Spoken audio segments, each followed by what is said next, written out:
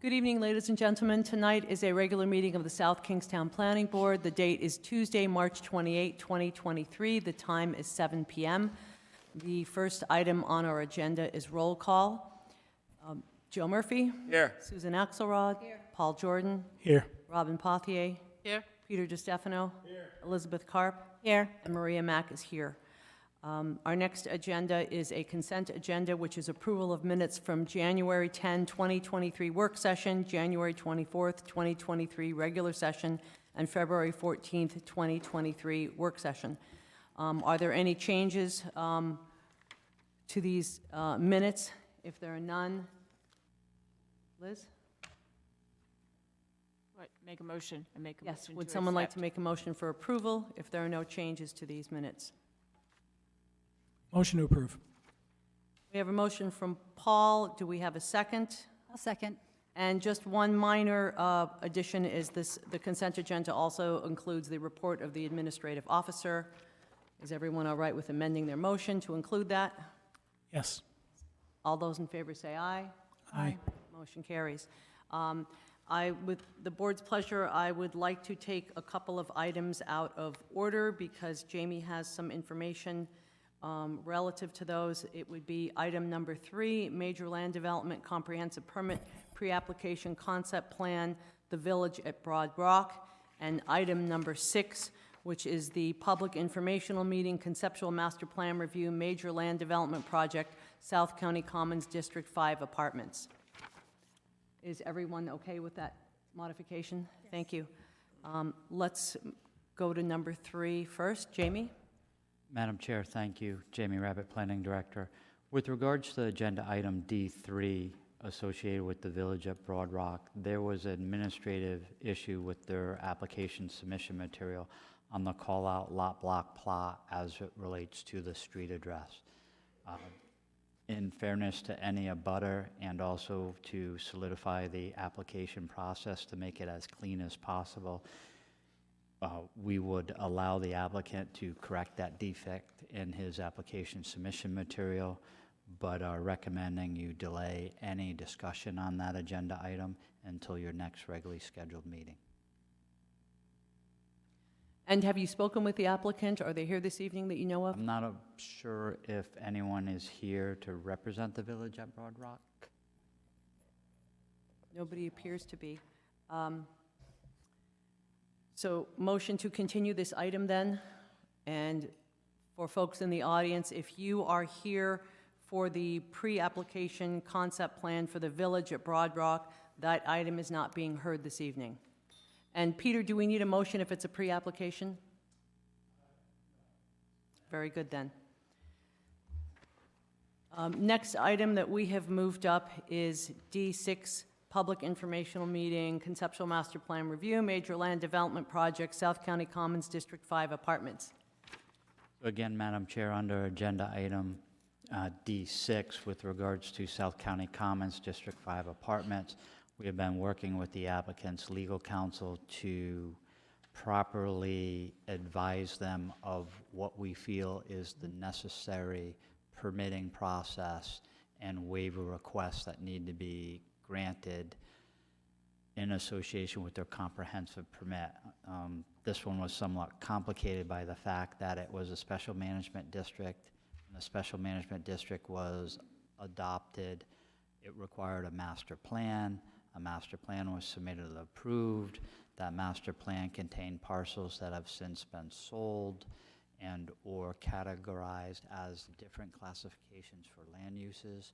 So we made a recommendation to the applicant that we feel they need to amend the original conceptual master plan that was approved by the town and associated with the special management district. I want to say they haven't disagreed with us, and the fact that they are willing to grant any necessary extensions, and I've asked that you bring this to your next regularly scheduled meeting to give them adequate time to respond. So again, our recommendation would be to take no testimony this evening and to continue it to your April meeting. Is there anyone representing this application here this evening? So based on recommendations from staff and the memo that we had in our packet, since this has already been begun, we should probably make a motion for this. Would someone like to make a motion to continue this to our April meeting, which I believe is it's not the 4th, it's TRC. Do you have that? 25th. Motion to continue to April 25th? Wait, motion from Paul, second from Peter. Is there further discussion? Hearing none, all those in favor say aye. Aye. Aye, motion carries. We'll continue along with our next agenda item in the original agenda, which is item D1, which is major subdivision pre-application concept plan Decker subdivision.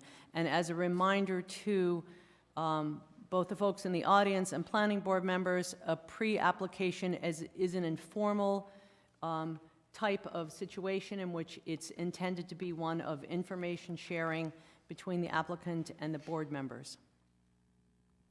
Good evening. Good evening. I'm Jim Calderon, professional land surveyor, South County Survey Company. I'm here to represent the Deckers for their two-lot subdivision that is considered a major subdivision due to the necessity for zoning relief, variances. This is a pre-existing, non-conforming lot of record with, there are actually 3 residences on the property. There is a main residence on Gooseberry Road. Excuse me, make sure I get all this right here. Along with an accessory dwelling unit also associated with the main residence on Gooseberry Road, the 306 and 308 Gooseberry Road. And then in addition, there is a cottage located on Hull Street. They were built in the 1950s. They are all, as I said, pre-existing non-conforming, and the purpose of the application is simply to separate out the main residence and its accessory dwelling from the cottage into 2 lots. So essentially trying to make a non-conforming situation better. However, because it is an R40 zone, an R20 zone, and we do not have 40,000 square feet of land area, we'll need waivers for not only the lot size on one of the 2 lots, but also on the rear setback from the cottage lot on Hull Street. Let's see here. Regarding the septic systems, there is a cesspool that serves both 306 and 308 Gooseberry, and the owners of the property would prefer to market the house as is and have the new owners responsible under the Cesspool Phase-Out Act to replace the septic system. However, if that's not acceptable to the board, they are willing to, take that, handle that themselves.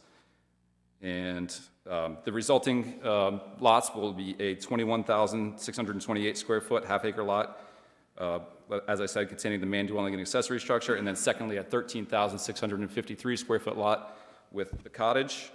There's no proposal for any development. And let's see here. Oh, and the rear setback cannot be met on the cottage lot due to the configuration of the existing buildings. There's just no way. We did our absolute best to try to minimize the zoning variance, but there's no way to separate this out into 2 parcels without having a variance, a rear setback variance from the cottage deck. I think that's about it. Lastly, we would respectfully request that we have the following preliminary and, conceptual Line master phase and review, preliminary yes. plan phases Got that. combined. Yep. Questions, thoughts from board members on this?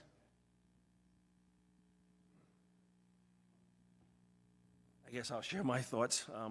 So you're asking for a variance in area. That's correct, yes. I guess I'm a little concerned about variances for area. If we start allowing variances for area, then really what is our underlying zoning districts really for? I personally do not see how I could support that. I think that perhaps if maybe we worked with staff and maybe we looked at maybe an affordable housing component on that other house, and then the community would be getting something in exchange for giving something. But just as 2 market rate houses, I personally do not think I could support it. Understood. That's my thought. I have a question. Sure. I guess it's more of a question for staff, but if this were to go forward, can Can any of these structures be expanded once this lot, they could be?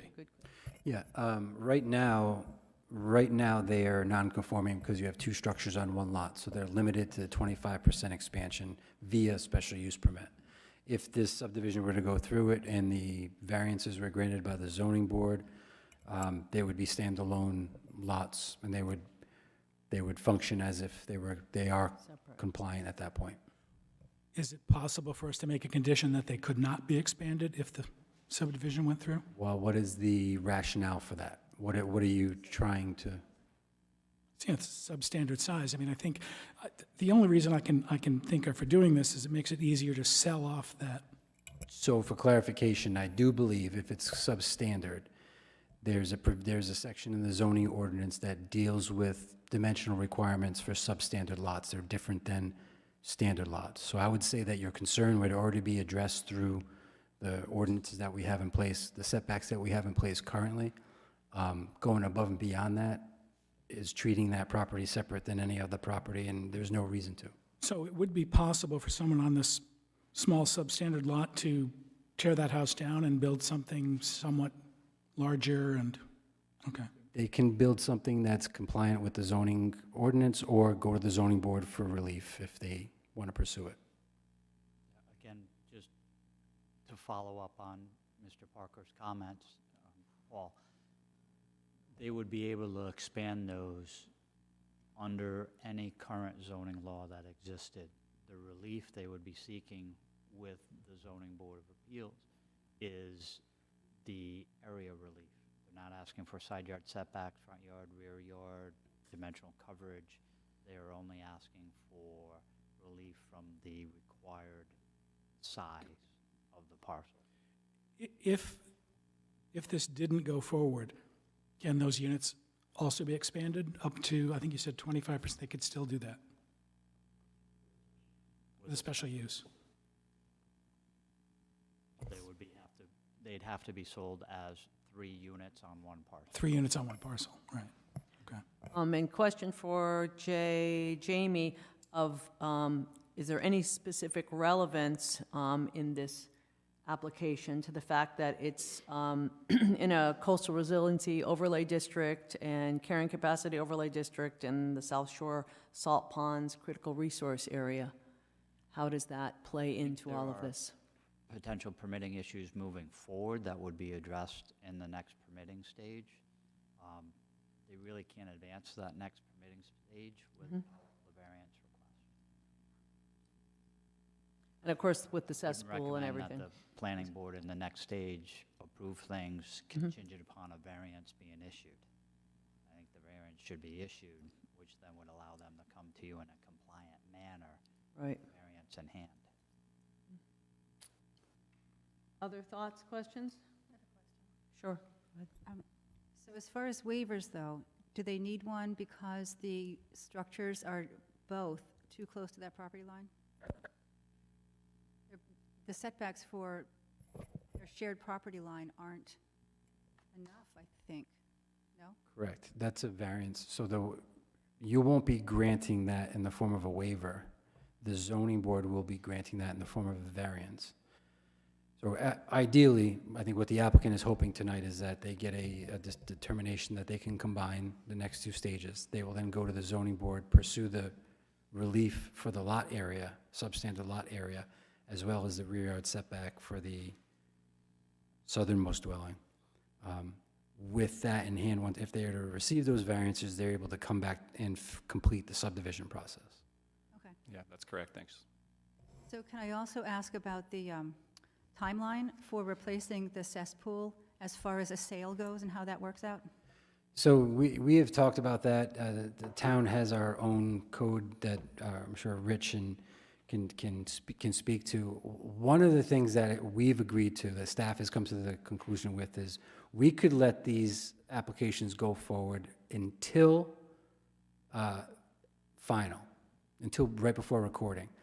The idea is that the septic system would be replaced by the time that the plan actually gets recorded. Allow the applicant to navigate through the process and knowing that before they're able to actually execute and create the 2 lots, they're going to have the system approved and installed. Because at that point, that's where we lose our leverage, and it becomes an enforcement issue. It remains an enforcement issue. It's still an enforcement issue now, and we, at that point, wouldn't have been able to take care of it if we didn't I effectuate. wouldn't mind adding to that, that the state now, right, has a cesspool phase out, but it is at the change of hands. So when the property is sold, the new owner has a 1 year to construct a proper septic system. The town has had a phase out since 2004 or so. This property has 2 violations presently, notice of violations recorded against the property. So before we'll release those. So it's good that we have that in place, because otherwise I don't even know if the state would catch this, but because we have those NOVs recorded against these properties, we will not release them until, like Jay says, until they reach final. And that's what we've decided the process is going to be, because we've had a few of these, by the way. If you've noticed, there's been a couple that have come up. I think there were a couple on maybe Ministerial Road, there was one, and so there's been a couple, So regardless of any action we take tonight, either in favor or against, this is going to go to the zoning board and come back to us. That's correct, yes. Yeah. So it's really just a question of combining the, The request before you tonight is combining the permitting processes. You are not making a determination on the viability of the project in totality.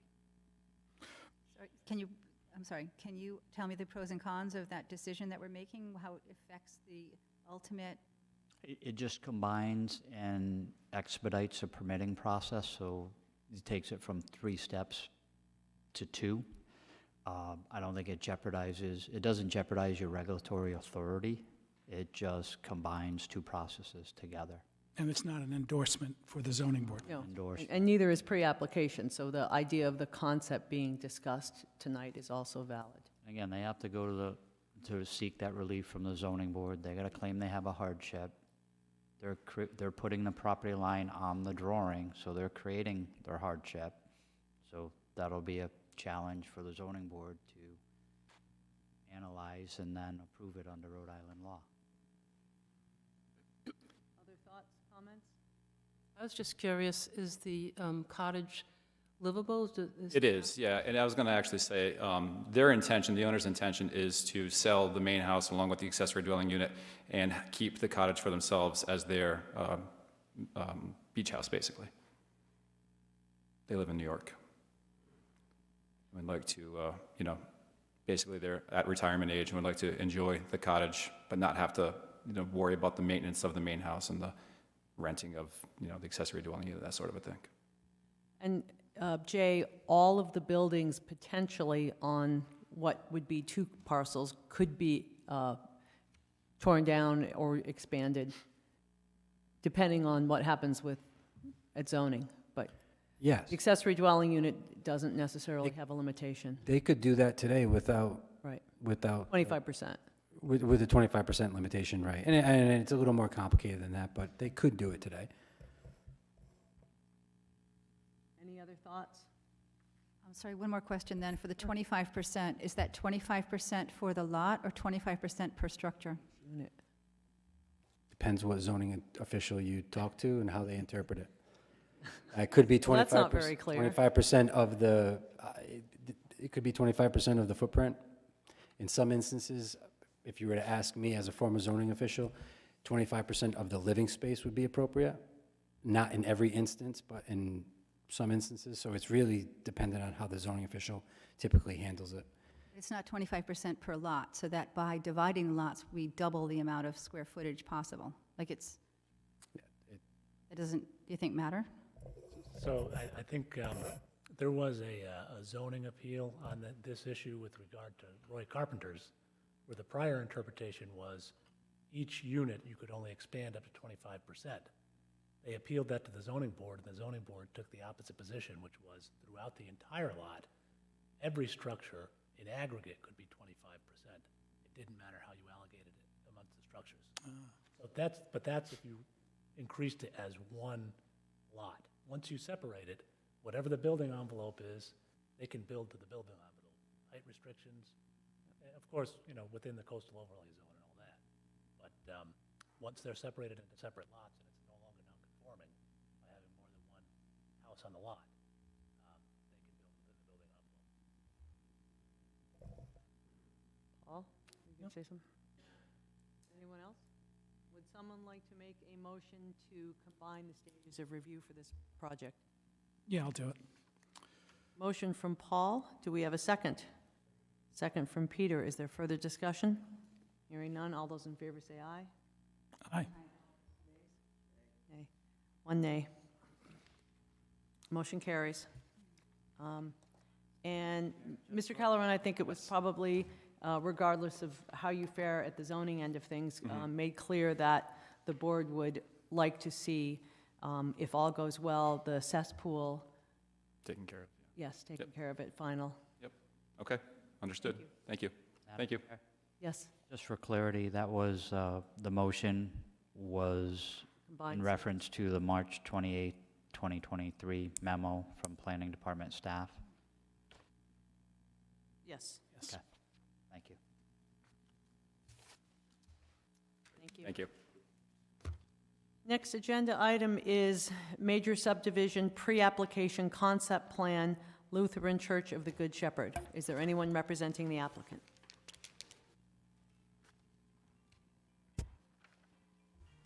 Good evening. My name is Ralph Stokes. I am an attorney representing the Lutheran Church of the Good Shepherd, of which, not coincidentally, I am also a member. And I am speaking on behalf of Mojid Al-Hoda, the Muslim Community Center of Kingston, who is purchasing, if this goes forward, a portion of our property. A little bit of history here. We expanded our building in 2007, 2009. Some of you may remember that, our church, and built a very lovely sanctuary, but it took a mortgage to do so, and we have been paying on that mortgage ever since.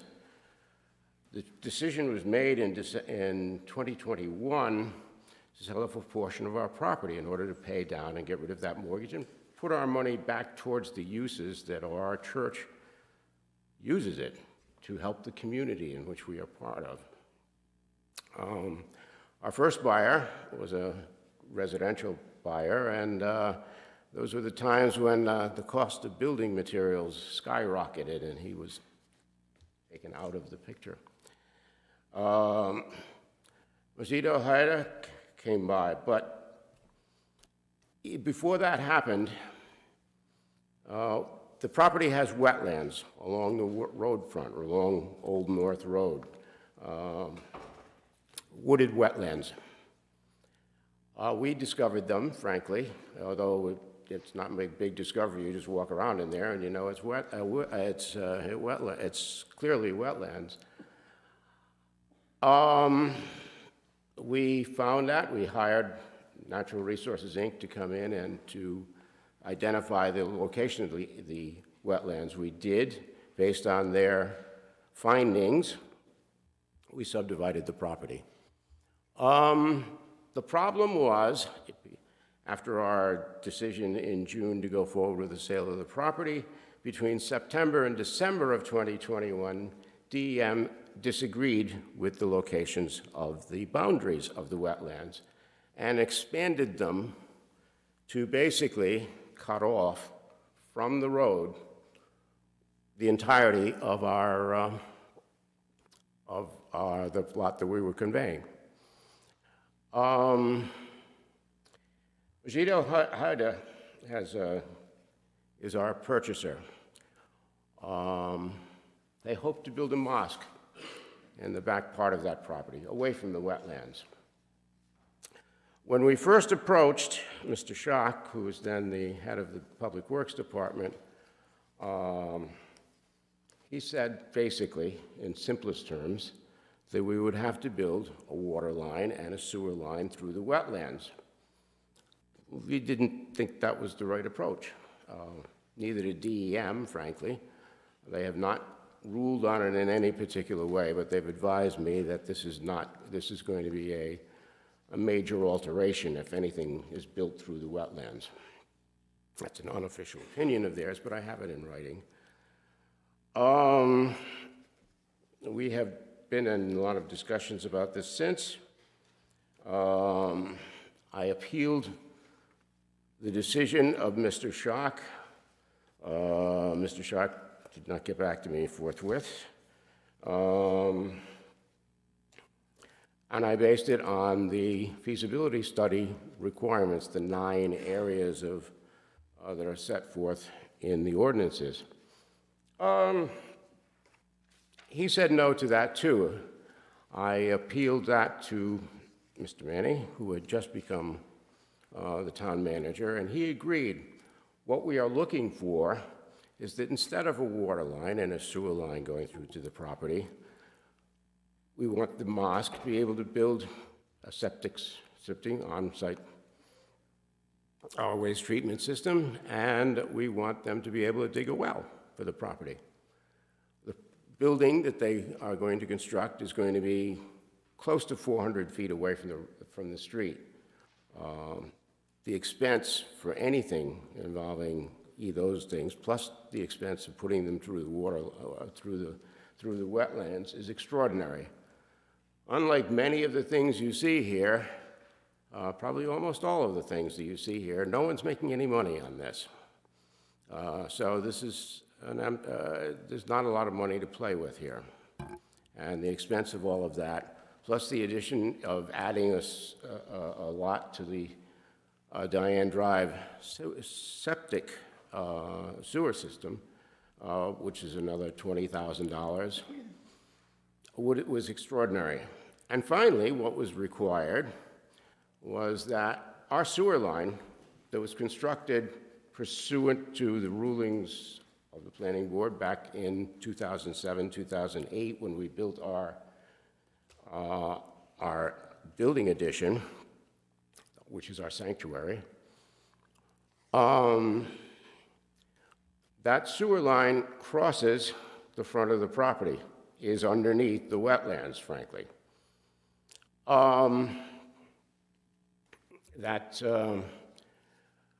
But if we subdivide the property, pursuant to, as suggested by Mr. Schock, then we would have to tear up that sewer line that we already have because it crosses a lot line between our lot and another lot, the one that we're selling.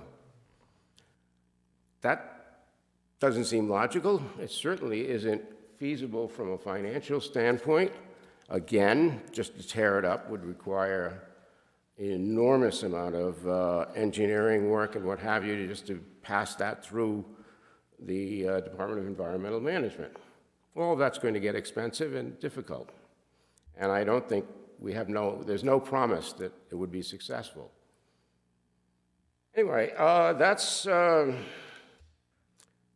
the sum of our issues are we want to put a wetland, we want to put an on-site waste treatment system, site on the new lot.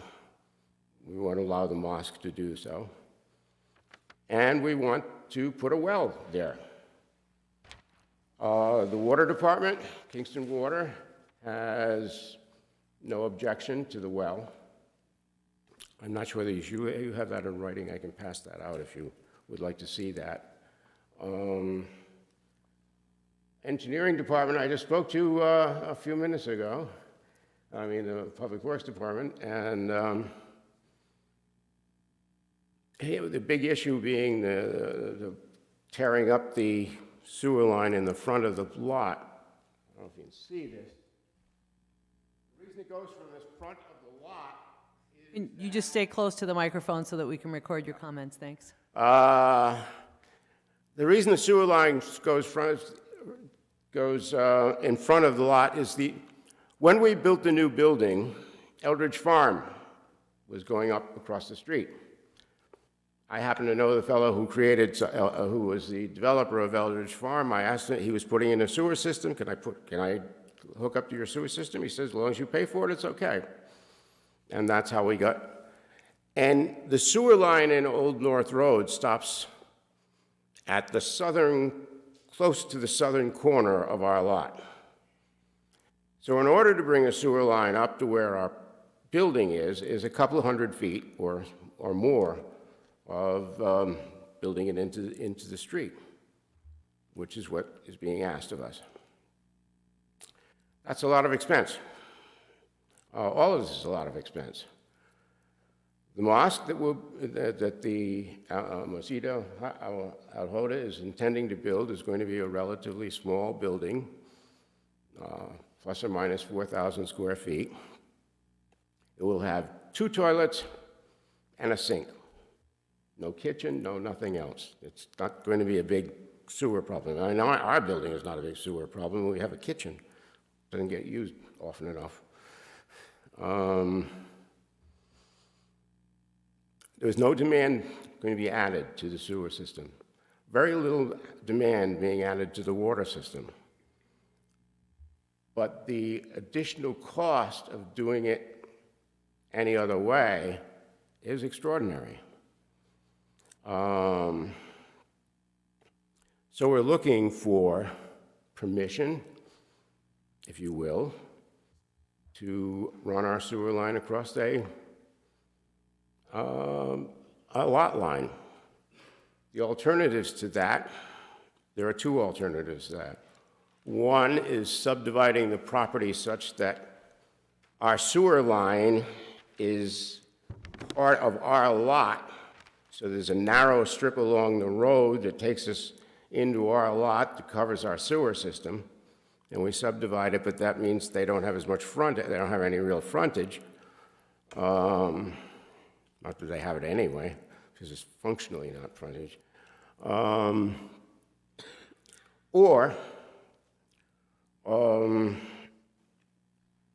other alternative is to turn this into a land condominium, where it wouldn't be a subdivision and couldn't be treated as a subdivision. I don't hear, there has not been a lot of enthusiasm for that idea, except in the part of the 2 churches which like it because it gives us a unified governing structure, so that for 50 years from now, when both churches are and will be still here, that governing can go on smoothly and with some history. Our questions then are basically relating to, can we do that? Can we put an on-site waste treatment system on the southern lot? Can we, in the back part of the southern lot? Can we dig a well in the back part of the southern lot? And which alternative is possible for us to avoid tearing up the sewer line that was approved by this board a few years ago? That's our questions. Thank you, Mr. Stokes. Comments, questions from board members? Just ask Rich to maybe summarize, and do you have any concerns with us allowing, I guess, yes. I think what you're asking of the board is not the board's purview. I could be wrong. If I can, Rich, before you. Well, let me just explain a little bit more. You've been in this position I'll before, explain, so I know a where you're little bit coming more, from. but we'll let that go. But so, what Ralph is explaining is that they have a force main. They have a pump right outside the building on the Lutheran Church. The force main runs along the driveway, and then it runs across the driveway, and it runs all the way along Old North Road toward the very southern portion, and then it dumps into the street. There's a manhole there. It dumps into that manhole actually on their property, and then it discharges by gravity to the existing sewer main that's in the street. It's about 30 or 40 feet from the southernmost property line. Okay, so we have a particular part of our ordinance that doesn't allow you to run an easement through somebody else's property with your sewer or your utility easements, sewer line or water line. Or sewer line primarily. We don't allow those types of easements. So what that plan proposes is a subdivision with an easement running through it, and then putting a septic system on the new parcel. Now, the septic system on the new parcel is actually allowed in our ordinance because it would be 200 feet away from the sewer line. We do have that caveat in there that if you're 200 feet away, we'll generally entertain that. Ralph's correct that he did do a feasibility study. John, I guess in effect denied it. In effect, I believe that Ralph might have appealed it, but there was no real formal appeal process, Ralph, and we should probably talk about that. But I don't think there was a formal appeal process of that, and there was no formal overturning by the town manager. An appeal to the feasibility, to a declined condition that he's proposing. It's an appeal to the town manager. He might have listened. I don't believe that there was any sort of final approval of that or any issuance of that, or he wasn't in Congress with that, or. He agreed with me at the time. I wrote him an email confirming that agreement, which is, you're right, I don't know that he ever wrote anything. So in the past, we've normally had, there would be a letter correspondence explaining what the decision was, and it can go either way, and that would have come from the town manager to say, I'm in agreement with Mr. Stokes, and he would, overturn John's decision. I don't think that's happened, but that's okay. That's sort of almost a different topic. The problem I see with this, and I've talked to Ralph about this a number of times. You get tired of seeing me, is what he means. No, I'm not saying that at all, Ralph. That's not true. You can see along that plan, right along Old North Road, which would be the western boundary of this. There's like an area that's kind of grayish. That they're proposing an easement. What I'm suggesting is change that right there. Change that to a property line, and then provide this property that's further south a somewhat narrow frontage. That would require, I believe, and we'll let Jamie and Jay talk about that, but that would require, I believe, some sort of relief or a waiver from this board. So I don't know if that helps. A waiver from this board or from zoning?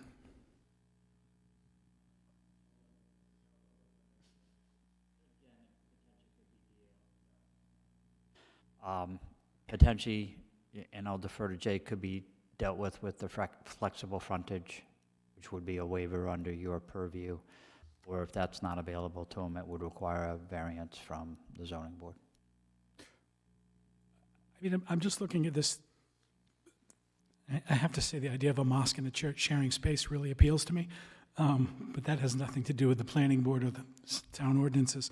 I would like to see us find a way to make this happen, although it seems like, again, the only thing before us tonight is combining conceptual and... Yeah, so I was going to add to that after Rich had spoken.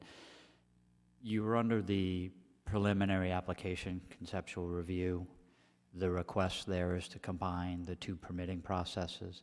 You've gone much further in depth with the presentation with regards to the sewer issues. And again, it's a combination now. I appreciate Mr. Stokes bringing it to the forefront that it's an issue that he wouldn't be talking about 2, 3, 4 months from now. It is an issue that needs to be resolved as the project moves forward. Again, because the applicant needs to react to things. If Public Service says no to an on-site sewer scenario, then you have an ordinance that says that sewer cannot be provided along an easement on another property. It has to be, in essence, owned in fee simple to each lot it's accessing. So that creates a problem. But you also have to remember, too, that that property line that's shown on the map does not exist right now. So that property line between the potential mosque and the existing Lutheran church could be modified also. The church made a decision years ago not to extend the sewer line in the street. to the front of their church to save money. And that is causing an issue today that was created by them, perhaps without the foresight of ever wanting to divide their property for financial gain. So there are a number of moving parts here, but the primary action that you're being requested to act on tonight is the combination of the process.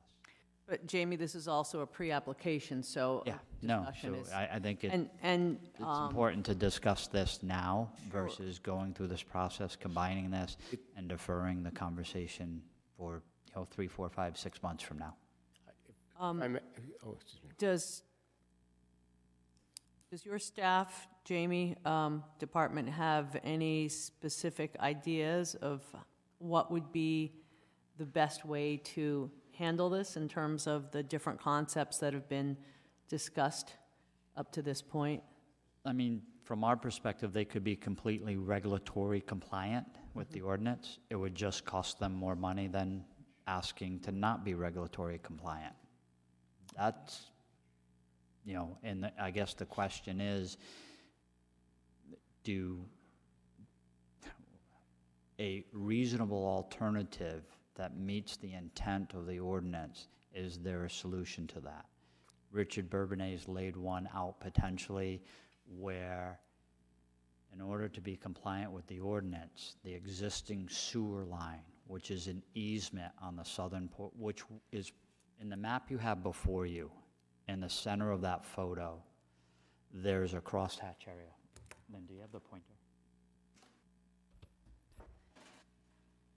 Can I just ask, while you're talking about this, how far the sewer line is inside of the public right-of-way? Where's the public right-of-way fall in the sewer? Do you see where that tag is right there? And there's a pointer on that's a dot. There's a note there that goes into the, yeah, it's right, that's where the sewer line is. That's where the service lateral is, right there, that line. See that?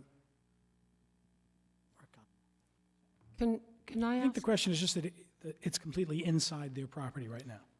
Yeah, This is the line. So It's where about 30 that- or 40 if They feet. can show the sewer line on the southern portion. So there's this northernmost sewer line is that S, that manhole that Jay's hovering the cursor around right now.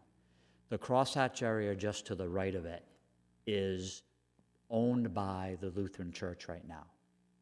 If they subdivide the property, that crosshatch would be an easement for the Lutheran Church. That is not compliant with the ordinance because it's an easement on someone else's property, which the ordinance says, in essence, you can't do. You have to own the land that your sewer is coming in on. Mr. Bourbonnais said a potential option is to take that crosshatched area and make it part of the Lutheran Church's property. So it would be a flag where the church is and a pole along the route. That creates the second issue of now you don't have frontage required by your zoning ordinance, and that would require either relief in the permitting process with the planning board or relief from the zoning board. So no matter how we looked at this with the applicant and the applicant's attorney, each option created another regulatory hurdle that they had to overcome. The only option for them to not have to overcome a regulatory hurdle would require them to extend the sewer line in the street and North Road and then split it.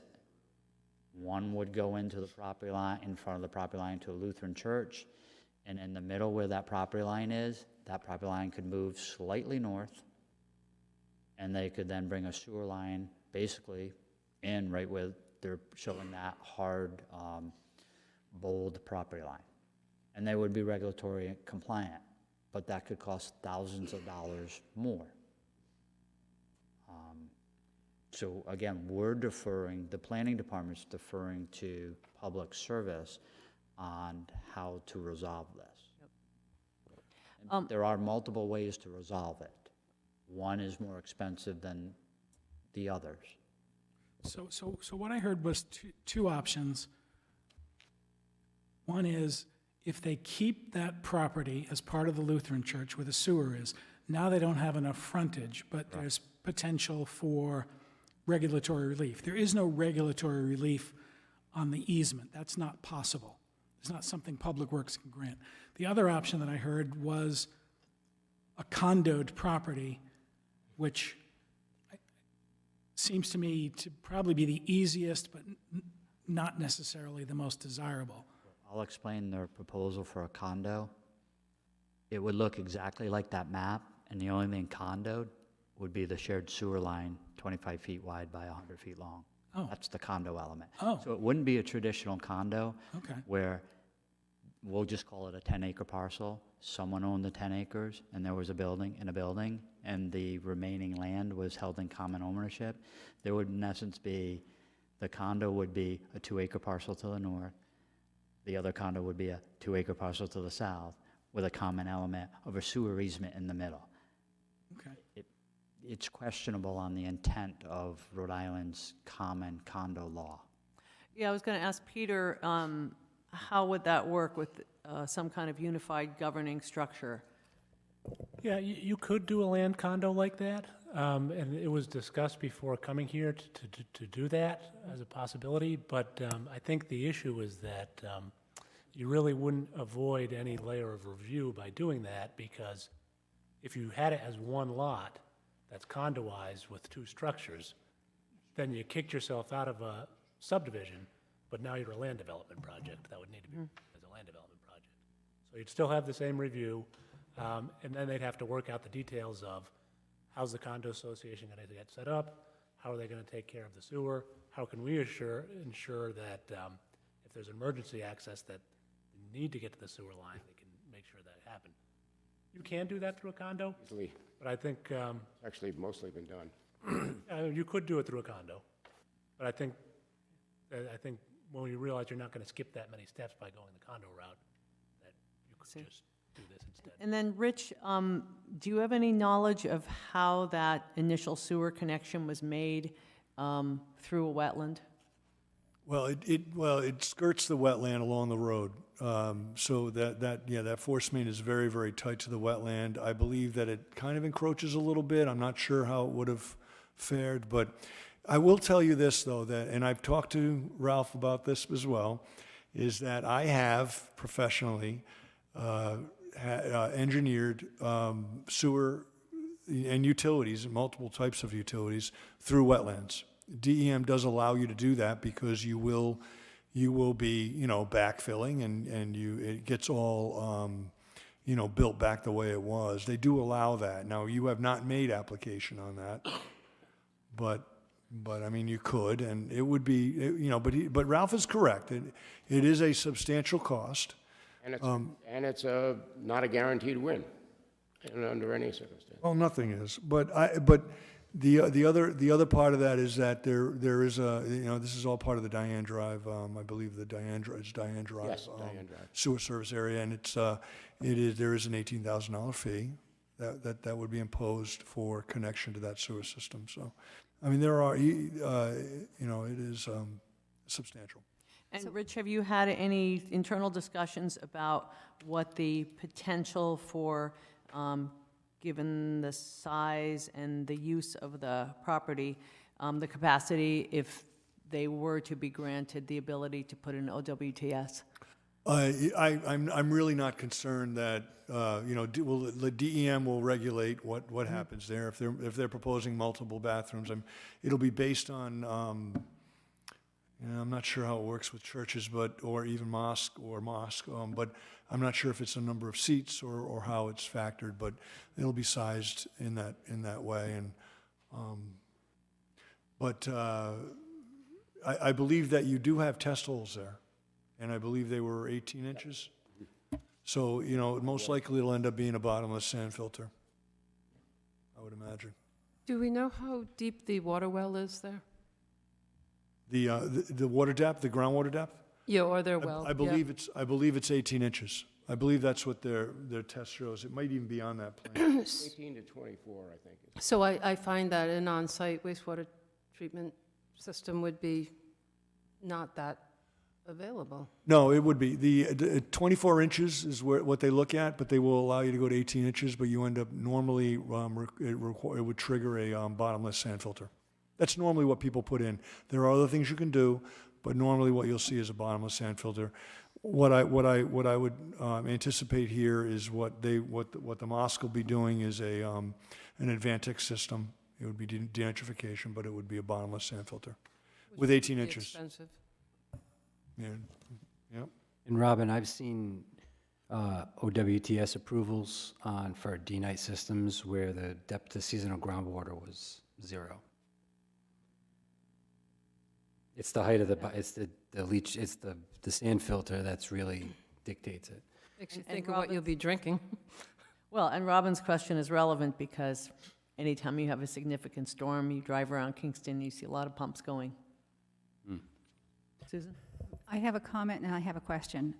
First, from my seat, and I realize that's not why we're here tonight, but blasting a sewer and a water line through the wetland would be my least desirable choice. I think that our intent has always been to try to preserve where we can, and if I had to balance a regulation versus destruction of wetland, I'm not sure why I'm here. If I would prefer that choice. So that's my opinion, and that's just my opinion. My question is, do we have other properties in town that are landlocked from streets that are in sewer districts where we've granted OWTS and wells because of proximity to streets, even if it's in a sewer district? Or does this set some sort of precedent that we're on here? I don't know the answer to that, and I don't know respectfully if we even need to get into that, because I think I might have after discussing with Rich, a way of getting this through. If this were to come forward as a flex frontage, then the issue of the easement goes away. Rich has already indicated that an OWTS would be appropriate, and the combination of those two would eliminate the problem that we're kind of in. What would have to happen, the site plan would have to be revised, and forgive me for my squiggly lines, but this area down here, let me see if I can zoom in.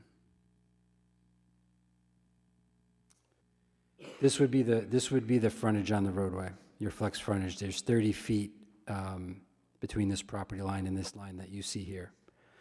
That would satisfy the flexible frontage requirement. They have enough area.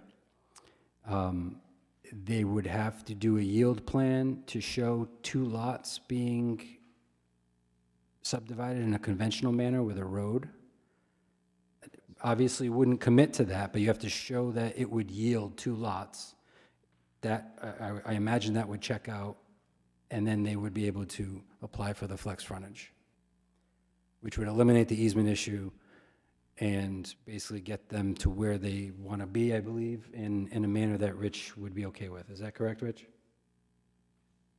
Yes. Susan, just to expand on your other question, I've had a number of conversations with John Chalk prior to his retirement and continued those discussions with Rich Bourbonnais. The town has historically allowed on-site septic in a district that is in the future feasibility area. When that lot existed, in essence, prior to the creation of the district, so it was a lot of record. And then in a couple instances, when the lot was a substantial distance from the street. And it would require an extension of the sewer within the street and then a substantial line, private line to that property. With regards to a sewer line through a wetlands, I've been involved in projects pushing pipe under rivers. It's a temporary disturbance. It heals itself. And in some instances, there's less disturbance by doing that than potentially doing it in other areas. So I wouldn't necessarily shy away from that type of disturbance. It's a one disturbance, and then typically nature will take its course in that area. You have a perched water table in this area. If you put a sand trench through the wetlands, it's still going to remain a perched water table. There'll just be a little more water in that trench. It's required to be tight pipe, and then because it's the classification of the wetlands, and native species would take over in any disturbance. But any decision to take that route would be contingent upon DEM It acceptance would of require a that. DEM permit they have not applied for, nor have they Right. applied or been denied for that request. Understood. Other thoughts?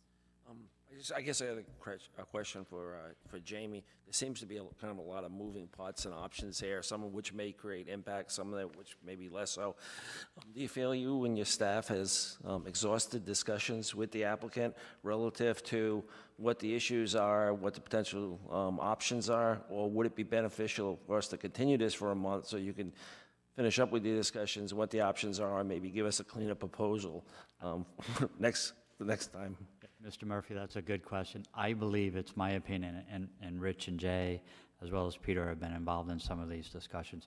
We have exhausted the options available to the applicant, and they are choosing a permitting path that is more financially viable for them, that requires these regulatory hurdles to be crossed.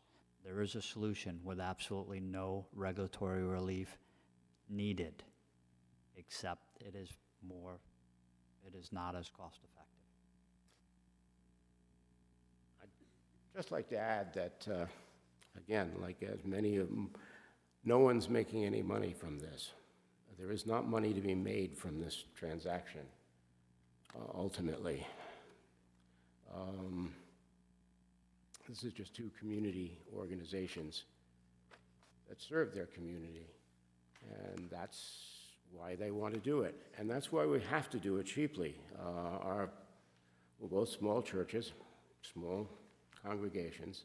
There's not a lot of money to be involved. And when I responded to with a feasibility report, one of the 9 areas is financial feasibility. And if anything gets involved in this that makes it unfeasible financially, then you're defeating the purpose of the ordinance. Susan? Sorry, I have one more question. I'd like to clearly understand the condo option and whether or not the entire property could be a joint owner, share responsibility for the plowing of the driveway and whatnot, but the mosque is just simply tied into the same line as the church. Is that just not and then you share responsibilities and everyone's, together on this project? Is that not an option, or is that just not a desirable option? Good by Is that me. not legal? So, again, to me, the condo was an option, but understand that their condo proposal looked just like that map. And their intent was that the Lutheran Church would control everything north of that solid line in the middle, and the new property owner would control everything to the south of that line. The only common element would be the sewer easement. And I suppose the And the driveway. driveway and- the parking. Excuse me, and an organization at the top of the condominium comprised of people from both entities that are regulating how everybody works within the condominium. It's not just property, it's also use and government and organizing things. Condos are not just land condominiums are not just moving land. They're not even land, and a condominium unit is not land, it's a block of air. Would the condo document allow someone on the southern portion of the property to have unrestricted rights to linger and walk around the northern portion? If they so decide, yes. This sets up an organizational structure. At the moment, it's, I don't even remember what I wrote in it as to that, but it's very possible it does allow people to I think one of the things built into this, because they are not having a kitchen in the mosque, is they get to use ours. If they need a kitchen, we have one. So I think that one other aspect to think about if you went the condo route, is that you'd still have to come to the planning board because it's a land development at that point. But the other issue, and I'm not sure how this would play into the applicant's calculus, is that religious services in the R40 zone require a special use permit.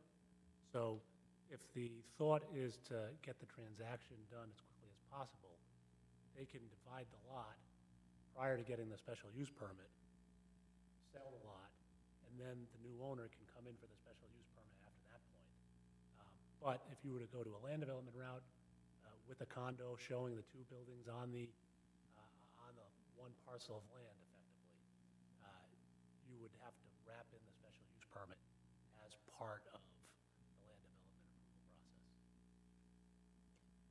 process. So I'm just thinking, it's a pre-application concept review, and there are multiple concepts on the table, and it's not really up to us to decide which concept works. I mean, it seems to me that the subdivision with the flexible frontage seems to be the most direct and straightforward and easiest thing to do, but I don't know for sure, and it's not my decision. Given that we don't actually know what the concept is at this point, do we even want to look at the motion to combine the master plan and preliminary plan review, or do we want to see it come back with a single concept before we go there? Well, that's a good question, because going the land development project route versus the flexible frontage would be slightly different, Jay?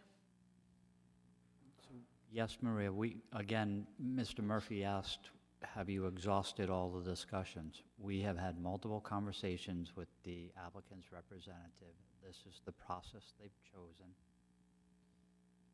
We have no issues from a staff standpoint of combining the two. Okay. It's a permitting process. Right now, it's a division of land. Once the land is divided, there's still a permitting process associated with the development of the southern parcel. So there's another review involved. So that said, I'm prepared to make the motion. Anyone else? Any other thoughts, comments? Go ahead. South Kingstown Planning Board hereby grants the request of the applicant, the Lutheran Church of the Good Shepherd, to combine the conceptual master plan and preliminary plan stages of review for the proposed major subdivision located at 383 Old North Road, Assessors Plat 16-4 Lot 7. The applicant shall be required to meet the application requirements for both the conceptual master plan and preliminary plan stages of review prior to scheduling the required public hearing. We have a motion from Paul. Do we have a second? Second from Peter. Is there further discussion? Hearing none. All those in favor say aye. Aye. Motion carries. Thank you.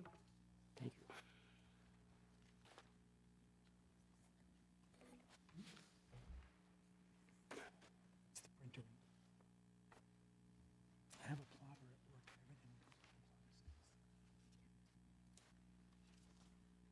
Our next agenda item is a request for reinstatement of preliminary plan approval, major multi-household land development project, McCrory Driscoll.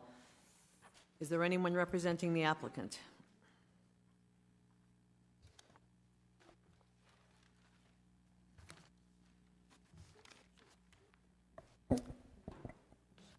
Hello, Madam Chair and members of the board.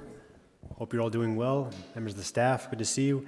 James Callahan, Callahan & Callahan, 3 Brown Street in Wickford, here on behalf of Glenn and Gretel McCrory. They, as you know, are the owners of 507 509 High Street, which is about 3/4 of a mile north from here. It's next door to the Flat Smokehouse location. As you probably recall, we appeared before you in January. At that time, we presented our request for reinstatement. We received feedback from the board and the staff. In a sense, we went back to the drawing board. Since that time, we've retained Joshua Rosenberg of GO Environmental, who is the engineer who will testify tonight or explain to you, hopefully, the current stormwater regulations and compliance with those regulations, as well as the DEM regulations as currently written. As to both, Josh will testify that this project does comply with those regulations. Additionally, Glenn McCrory has reached out to Narragansett Housing Authority to hopefully act as a monitor for the proposed inclusionary units. Narragansett Housing, we learned, does not usually monitor rental properties, so we probably will have to reach out to a different organization to monitor that, but we're in that process, and Glenn can explain that in more detail. Also, in preparation for tonight's meeting, we mailed out notices to abutters within 200 feet. The notice was modeled after the template for zoning board notices, and it outlined our current reinstatement request, where the public could find the plans, and the travel of the project. Just for your information, I did receive one call from an abutter. That's the owner of the car wash next door. The only question they asked was whether the current building would be rehabilitated, and the answer is yes. So they were happy with that. As you know, this is an 8-unit project proposed. 3 units are currently on the site. We propose to make 2 of the 8 units inclusionary, or as we probably would rather call them, workforce housing. The percentage of 2, or the percentage that we've proposed, the 2 units does meet the regulations for the South Kingstown subdivision and ordinance regulations as currently written. And just for discussion purposes, in this project and other projects around this community and the county, these have been described as affordable units. Unfortunately, in my experience, that term carries a somewhat negative connotation, for better or worse. So moving forward, I think we'd rather classify these as inclusionary or workforce housing rather than affordable. I spoke with a developer who does nationwide projects, and he told me that that's the trend nationally, to name these projects differently in order to gather more support. And I think it's more fair representation of what these units are actually used for, because it's not subsidized housing necessarily. It's teachers, police officers, blue-collar workers, white-collar workers. So that's what we're looking for with this project, and we hope you find that it's something that makes sense for the town, because there is a housing limitation, and this would add to the project. And we hope that you find that it can be reinstated, because if it's not, then in all likelihood, we just have to go through the exact same process again, starting from concept to the initial stage, then preliminary, then final. So we hope that with the information we've provided tonight, we can come to an agreement or come to a conclusion that helps this project move forward. So with that, I'd ask Josh Rosenberg to come up if you. Mr. Callahan, before we get into any kind of detailed design or engineering conversations this evening, I would like to clarify with both staff and legal counsel that this particular request and application is process-oriented, and it's about reinstatement, not necessarily about design. Am I correct? Could you? I think that's correct. I think that the ultimate question before the board tonight is the process for the approval here. I think the applicant noted, and I think it's also correct, that they could come back and apply again, and there's nothing preventing them from doing that if that's what they chose to do. Instead, they're asking for a reinstatement. Reinstatement has a different standard of review, but essentially what a reinstatement does is allows you to revive a plan that has subsequently expired, and the staff memo that was put together on this lays out what the standards are, and it highlighted the particular standards that you'd have to wrestle with on this. First being that the regulations are substantially the same as they were at the time of the original approval, and the second being that applicable state or federal regulations are substantially the same as they were at the time of original approval. Now, there have been changes since the original approval. One is inclusionary zoning, which requires LMI units as part of any development of this size. And the second issue is changes in DEM regulations. So I think what the applicant is proposing is a process before you tonight would be reinstatement subject to a change, where they're willing to include inclusionary units and update their planning to comply with the current state regulations. But so really, I think it presents a process question for you. Would you want to see this come through the route of a new application, which has the stages of review, and as you know, you could combine stages of review if you chose to, or do you want to use this other process, which is a reinstatement with a change? My thought of that would be, my 2 cents would be, there's no case directly on point about what they're asking for. It is a little bit of fitting a square peg into a round hole to get it done, but ultimately it's a question to the board of what process you want to use. Jamie? Yeah, just to add on that, you do have a draft motion from staff. It's to not reinstate. Our concern primarily is the regulations have changed. There's a process associated with approvals of developments of this type, and to reinstate with revisions to a plan to become regulatory compliant, I think is a bad precedent to set. Your regulations have changed. Your engineer tonight will probably testify that he'll make recommendations to modify the drainage to be compliant with the changed regulations. So I'm not sure how you take a plan that's expired and then make a motion to approve revisions to an expired plan to comply with regulations that changed, when the reinstatement says you shouldn't do that if the regs changed. So, Yes. Thanks, Jamie. We do work within a regulatory environment, as everyone is aware, and clearly, based on staff memo, there are 3 areas in which the regulations have changed: inclusionary zoning, wetlands, and stormwater. and again, I don't, I applaud Mr. Callahan's efforts on behalf of his client. I don't think he's here before you to ask for anything different or relief from any regulations, that they would adhere to any new standard or regulations. But to me, it's a process issue. Paul? I guess I'm not understanding the downside to granting the reinstatement. I mean, I understand the regulations have changed, but if the applicant can show that they can meet, I mean, they're meeting the inclusionary or workforce housing requirement, they're meeting the new stormwater and wetland regs, yes, it sort of flies against the process, but I'm not sure why that's a problem. Because there are hearings and public testimony and application and notice issues associated with any land development in this community. To have something that was originally approved, I believe, in 2005.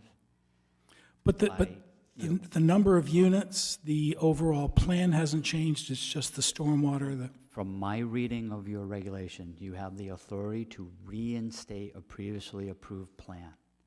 The request tonight is not to reinstate a previously approved plan. Okay. It's to reinstate a plan that needs to be modified to comply with changes in state and local regulations. So again, I read your authority as a board to reinstate a previously approved plan with no revisions. It expired, I need reinstatement as it was approved. They're not asking for that tonight. They're asking for, well, I guess Mr. Callahan could revise his request and say, we'll ask just for pure reinstatement the way it was approved, but the way it was approved is not compliant with your current regulations. So it would require revision. So if you made a motion to reinstate, it would be a motion to reinstate with the requirement that a site plan's modified, that drainage is potentially modified, that stormwater calculations in compliance with the state code needs review and approval. That's different. That's a different approval process. So again, I applaud Mr. Callahan's efforts, and again, ultimately, it's not staff's approval authority, it's the planning board's. But you have a recommendation from us that the rules have changed. Your reinstatement process is trumped by that. Therefore, our recommendation was not to issue a reinstatement. It's not, and again, from my perspective, this isn't an issue where the regulations have changed so that they can't come back in and propose to do an 8-unit project. They can come back in under the current regulations, propose a 8-unit complex. They just have to go through the process and meet the regulatory requirements. So it's not like they don't have that avenue available to them, that their only option to make this project go forward is reinstatement. Right, so it's That is not not the depriving them only of option. beneficial use of the property. There's a process that they can follow. Susan? Thanks. Hi. I have a couple of questions. It looks like, I appreciate that you did a notice to all of the abutters, but it looked to me when I looked at your list that you used a list from potentially 2019, because a number of those properties on that list have changed hands. I mean, the Welcome Market was one of them, but I know some folks in the neighborhood who sold their property in 2020, and those new owners are not reflected on that list. So the notification list needs a little updating. Understood. So the other question I had when I went through the materials was that you received zoning board approval in 2019 on the variances, on the waivers for setbacks. 2022. So it was, well, they issued it in 2019, it looks like, but a lot of their decision appeared to be under the concept that we had, they were working with an approved planning approval. Right. So in their decision, they said, we won't visit this because the planning board has already made a decision, so it's already vested. And they said that in 2019 a number of times, and then in 2022, they just approved the 2019 one because they'd already approved it in 2019, but in 2019, they were basing it on what they thought was a current planning board approval. So they didn't visit some of the things they maybe should have because they didn't realize that our approval was long expired. So the basic foundation of the zoning approval might be different if they knew that there was no planning board approval, a current planning board approval in 2019 when they first tried to renew this. Yeah, I wasn't involved in the 2019 variance request, but in 2022, I was involved, and we did send out the notice. We went through the whole public hearing process. I don't think that the preliminary plan, its status was really a factor for their consideration at that time. At least it wasn't part of our presentation because maybe it was in 2019 because there was some confusion at that time whether, well, I guess there wasn't because people were under the impression it was vested, but it wasn't. So I think that was probably a misconception, but. Right. But in 2022, they were just renewing. No, it was a whole new public hearing, started over. But if I'm not mistaken, it refers to that vested decision by the planning board. So I guess that's just, for me, I would want to clarify that their decisions were fresh and they weren't based on a 20-year-old approval from us. That was my other comment. Madam Chair, if I may, Jamie Rabbit, Planning Director. I think, I don't want to put words in Mr. Callahan's mouth, but the issue with the variance request, I think, is devoid of the status at the planning board level. They were requesting dimensional relief, which is subject matter jurisdiction for them to grant, whether or not the planning board had an approved site plan that was valid. It's just a request for a dimensional relief, and it has to stand on the merit of that relief requested, not whether the site plan is valid.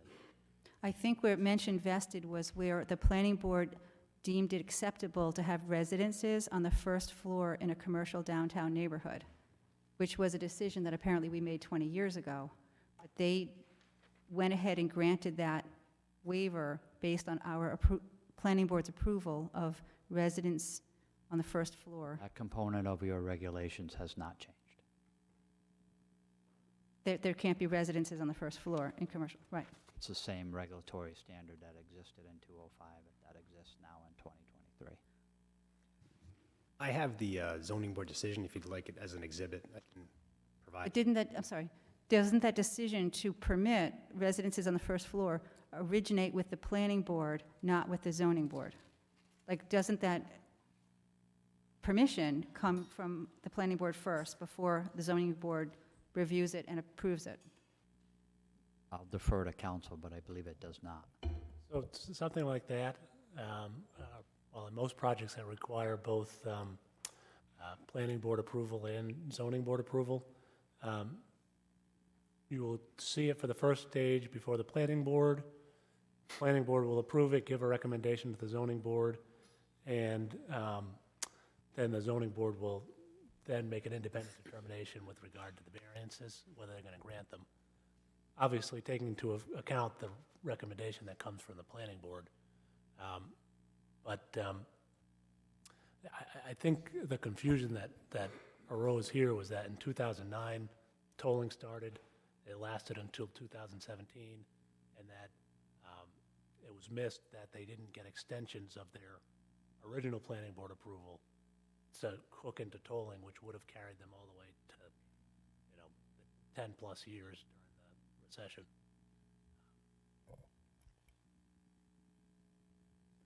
Go ahead, Paul. So I'm just looking at the required findings, and I mean, it sort of pains me, but I think we cannot meet the required findings to approve this. The regulations are substantially the same as they were at the time of the original approval. Any applicable state or federal regulations are substantially the same. Those are not true. They are required findings, I guess, under the subdivision and land development regulations, and so I don't know how we go around that. And Madam Chair and Mr. Jordan, just another point. I know that the applicant's been very accommodating, and they voluntarily gave public notice, but required in the reinstatement process, there is no requirement for public notice. So if you set a precedent saying this is a process that we're going to allow, then the next applicant that comes in and wants to do it, they wouldn't be required to give public notice. So if there's a change to a reinstated plan, the public wouldn't have a chance to have input and say, well, you missed this or that. So. Other thoughts, board members? At some point, I would like to ask the applicant some questions about the affordable housing component. I don't know if you want to Well, I think, circle that so we back just around need to or be careful that we're sticking to the process of this request rather than any, specific details. I think we need to, and correct me, Jamie, Peter, if I'm wrong, about getting into inclusionary units. Yeah, I didn't. I think the only thing a statement can be made that in support of the reinstatement, the application did state that they would add, which means a revision to their plans, inclusionary units to be compliant with the regulatory change. So that is in their request for reinstatement of support. Okay, I understand that. The regulatory has a fairly wide as far as the deed restriction and such, and if that's not a deed restriction and a percent of AMI and the term and questions relative to whether it's compatible in size or not, whether it is the new units or the old units. So it's not something we necessarily have to address certainly now if we decide that we're not going to reinstate. However, if it was something that we're going to consider whether we're reinstating or not, I would want to understand whether there is, what they're proposing is consistent with the existing regulations such that it would almost be just a condition of approval and not necessarily a change in what they're proposing. So I'm just trying to understand the extent of that. So I think the best way that I can answer that, Mr. Murphy, is that in reviewing this application, we looked at the regulatory side very specifically, and that's why you have a recommendation that you don't have the regulatory authority to grant the extension and reinstatement. We did not take a extremely deep dive into the incentive side, other than understanding that the applicant would meet the regulatory requirements contained within the regulations. Not below them, not above them, but would meet the exact requirements. Thank you. Anything else? Any other thoughts? I mean, I think it's been made pretty clear that we do not want to set an unfortunate precedent, and that we do not have the regulatory ability to reinstate this plan. It's been made pretty clear. Yeah, just one question about that bothers me a little bit. We have land development regulations, but yet the question is before us. So do we or do we not have the authority to say one way or the other? Well, it's a requirement for, the planning board needs to continue this discussion, and An applicant has the ability to request a reinstatement. So that is, Even if it doesn't meet the regulatory they requirements? have the ability to apply to request. Okay. And you, because again, you, as a planning board, it's not, we're advising you. You have, Jay Parker's here, you have engineering, public service, you have legal, and Peter Schwartz, you have myself as the planning director, Jamie Rabbit. We're giving you advice. You are the only ones who can make the determination of whether you feel the regs have changed. It is your decision. We're advising you that the local regulations have changed as well as the state. It's your determination. The applicant it's within their rights to ask you to address that. Jay? James, can I ask a quick question? Is there open space on this, is there a component of open space on this approved plan? That's a good question. I'm not quite sure. Not sure we looked into that. Is this a multi-household land develop, I mean, is this a, multi-household land development project? It's more than one structure on one lot? Correct. Yeah, but I think it's in the CD zone, correct? I'm not sure that the open space requirements are. Multi-household land development projects have a 10% open space requirement. Residences on Holly is a recent one that we've done that had 10% requirement. Magnolia Lane had 10% multi-household land development project. So looking at the plan, I looked at the plan, I didn't see any component for open space. That is a component of our current regulations. So there are questions that I don't know that that's kind of why I asked you. If you could answer the question, then we would know it was contemplated, or it was included in the approved plan. But if we don't even know that that component is being satisfied today, that is a component of our regulations. Understood. I can check with the engineer on that. I think my point is that it kind of explains where we're at, where we don't know, you just don't know if this is, the regs have changed is what we do know, and the requirement is that the board has to be satisfied enough when the regs change that they're comfortable in reinstating it. I understand. We probably should address that. I'd like just talk for a moment, if I could, about the process we're undertaking here. And I understand that the board has reservations, understandably. But the proposal that we're submitting, just going down the line, A, the subdivision is consistent with the comprehensive community plan. We're saying it is. And I don't think you want to have us go back to the prior comprehensive plan that was submitted or active in 2005. Certainly, and that's not what the board wants. The subdivision regulations are substantially the same. And they are, except that the inclusionary units have to be part of this project. And that's what we've proposed. Additionally, as I mentioned, I know there's some snickering about workforce housing and affordability. There's nothing to snicker over. This project would be a benefit to the town, the community, High Street, Peacedale, Wakefield. This is exactly what this state and this town, Narragansett, South Kingstown, North Kingstown, the issue is. We're proposing something that's going to benefit the town and benefit not just the town, but the community and the percentage of affordable housing, which the town has not met. This is just symptomatic of the difficulty that developers, affordable housing proponents have in getting this kind of project forward. And I know it's probably a broken record, but unless, I'm not trying to threaten anybody, but if you don't give us some leeway and some consideration here, because we're trying our best to put a square peg in a round hole, we can come back with a different plan, a more dense plan, more units, more affordable housing, more workforce housing. And certainly, that's our right, and then we'll be here for a comprehensive permit, and before you on 3 more separate occasions at minimum.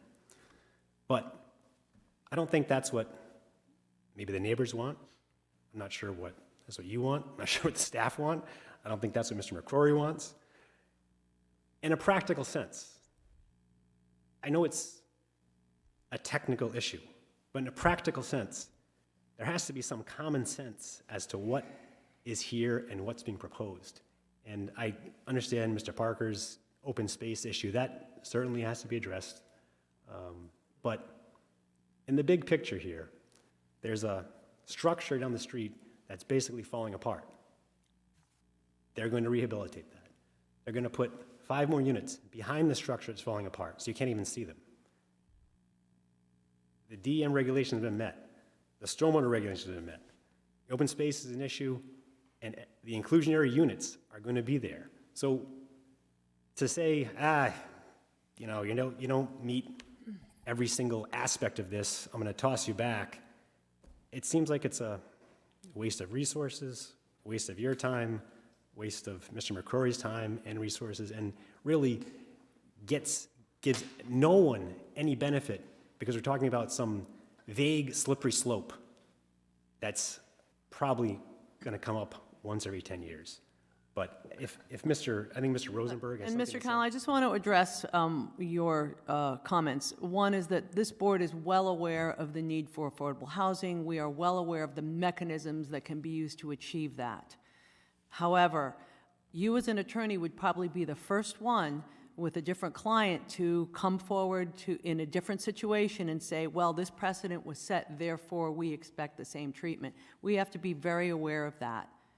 So there is a burden placed on this board with regard to setting poor precedents and the regulatory process. And the fact that there are now not just 3, the inclusionary zoning, the wetlands, the stormwater, but also the open space, there are 4 issues that have not been met. So I don't see how it would be in the best interest for this board in the fact that we need to approve other issues in projects in the future. We totally understand how the comprehensive permit works, and I don't think that that is necessarily a rationale for us to disregard the requirements that we are bound by. That's my opinion. I don't know if anyone else has thoughts with regard to that. I'll just Feel say, at this point in time, we need to either make a motion or not. having worked in government for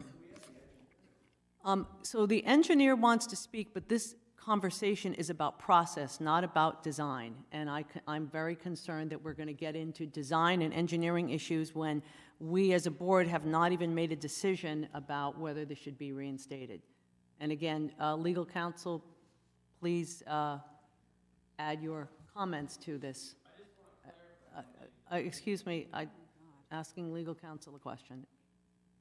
I think since they have someone here, they should speak, but I think it's appropriate, as you've pointed out, that the real issues that the board have hit on are legal issues such as have the regulations substantially changed and have the applicable state and federal regulations substantially changed. So, they're here to make a presentation that, just like the question was asked earlier, can they make their case? They can make their case however they want to make their case, but those are the key issues that should be addressed. Could I ask a question about regulation too?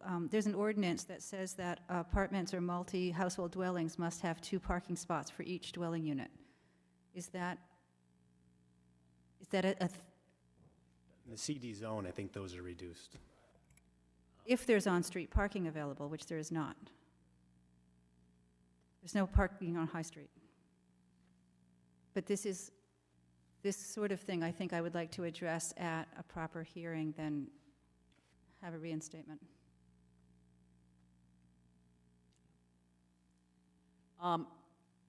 If the engineer would like to come forward and make a brief couple of comments with regard to what the discussion tonight, as far as the process, please go ahead. Oh, you need to go to the mic, state your name for the record, and so that we get your comments on tape. I'm Josh Rosenberg from RMA Geoenvironmental. Sorry. A professional engineer. Go ahead. No, I just wanted to clarify because I was asked to look into this in depth, and some of the comments I hear are, right, you'd have to approve something that would then need to get approved or change post this approval. But, you know, obviously there was some confusion, especially around 2019, at which point the McCrorys filed for a wetlands permit, which was approved with a full stormwater plan, only very minor changes to that plan. It's the difference between gutters going into unapproved basins and the entire project having a bioretention system for the stormwater to go into. That plan has been approved by RIDEM, and the permit is still active.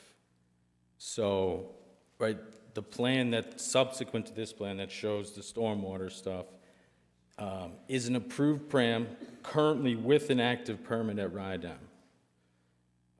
So nothing from that approved RIDEM plan can change or could change, and it's part of the submission. So nothing post this process will have to change from the regulatory standpoint. The only change from that original plan was the roofs went into some galleys that aren't necessarily allowed. Currently, everything is going to the bioretention center, which is one of the best treatment processes you can have for a project like this in the commercial district and in a small area. So I'm just wanted to clarify that nothing has to change post-approval. Like the plan that's approved at RIDEM, which you have, and has already been approved with a wetlands permit, the permit has been granted and it's currently valid. You know, as far as, you know, that's a very rare thing, and I think the only reason that is the case is because the McCrorys moved forward with it, as you all know, thinking they had the approval from the board.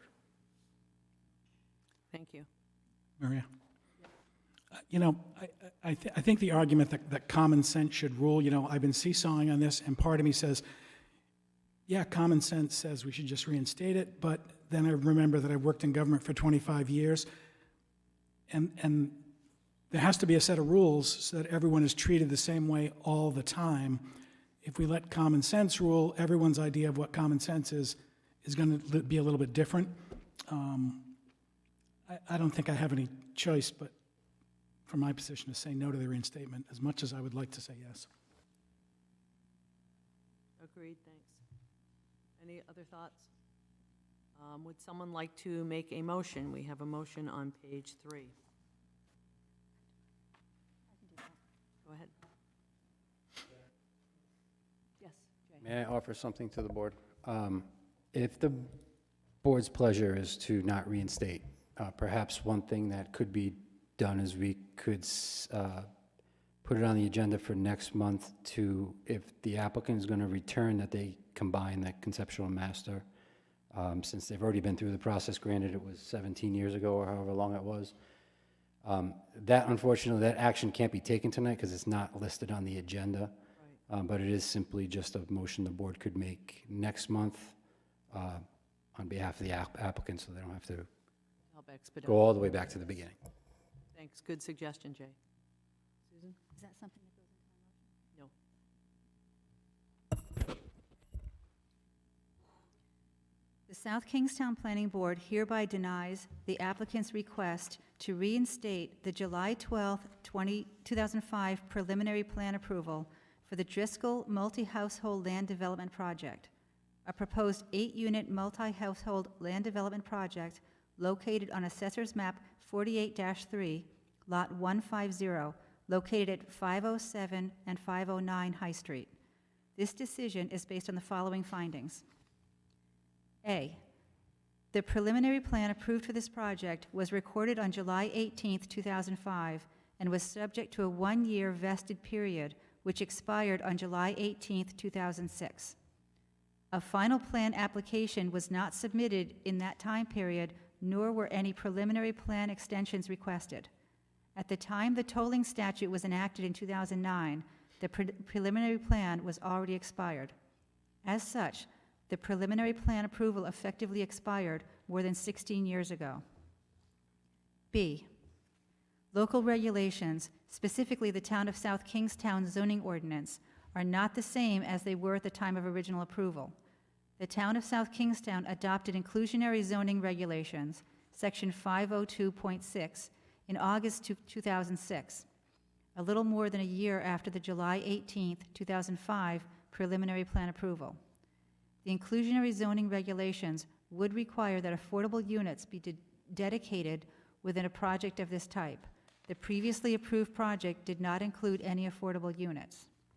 And C, state regulations, specifically the rules and regulations for governing the administration and enforcement of the Freshwater Wetlands Act and the Rhode Island Stormwater Management, Design, and Installation Rules, are not the same as they were at the time of the original approval. Although it is unknown to what extent these amendments and/or changes relate to the prior approval, the Planning Board recognizes that both of these regulations have changed and would apply to the proposed development. Second. We have a motion from Susan. Was there a second? Yes. Second from Paul. Is there any further discussion? Question for Jamie and Peter. Is it worthwhile to add something to the effect of the open space and the parking requirements would also not be in compliance with this previous plan, or is that not relevant?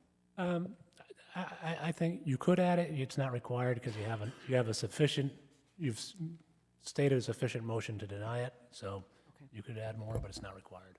Thanks. Any further discussion? Hearing none, all those in favor say aye. Aye. Aye. Nays? Motion carries.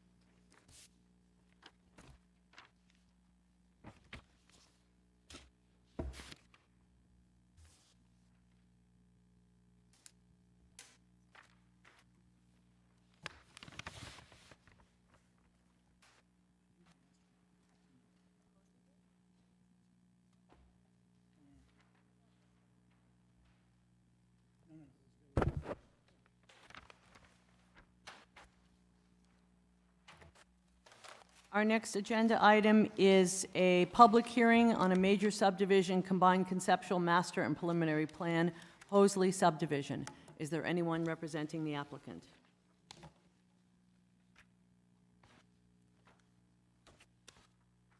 Good evening. I'm Wendy Hosley, and I am here as part of the family requesting your permission to subdivide property. We grew up on Ministerial Road, and we are looking to get permission to subdivide. We've done all the permitting. We've sent out the notices to the abutters, and with your permission, I'd like to turn it over to our surveyor, Chris Palmer, who will answer probably most of your questions.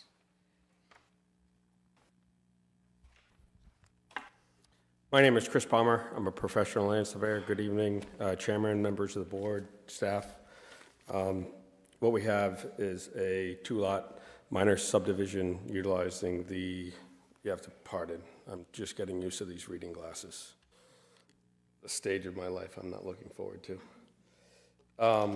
The flexible provision of the zoning ordinance 502.2 for a lot frontage You have before you a yield plan that shows that it would meet conventional zoning, but we're proposing this under the flexible frontage because we deem it more appropriate, less land disturbance, excuse me, less disturbance to the vegetation along the scenic highway.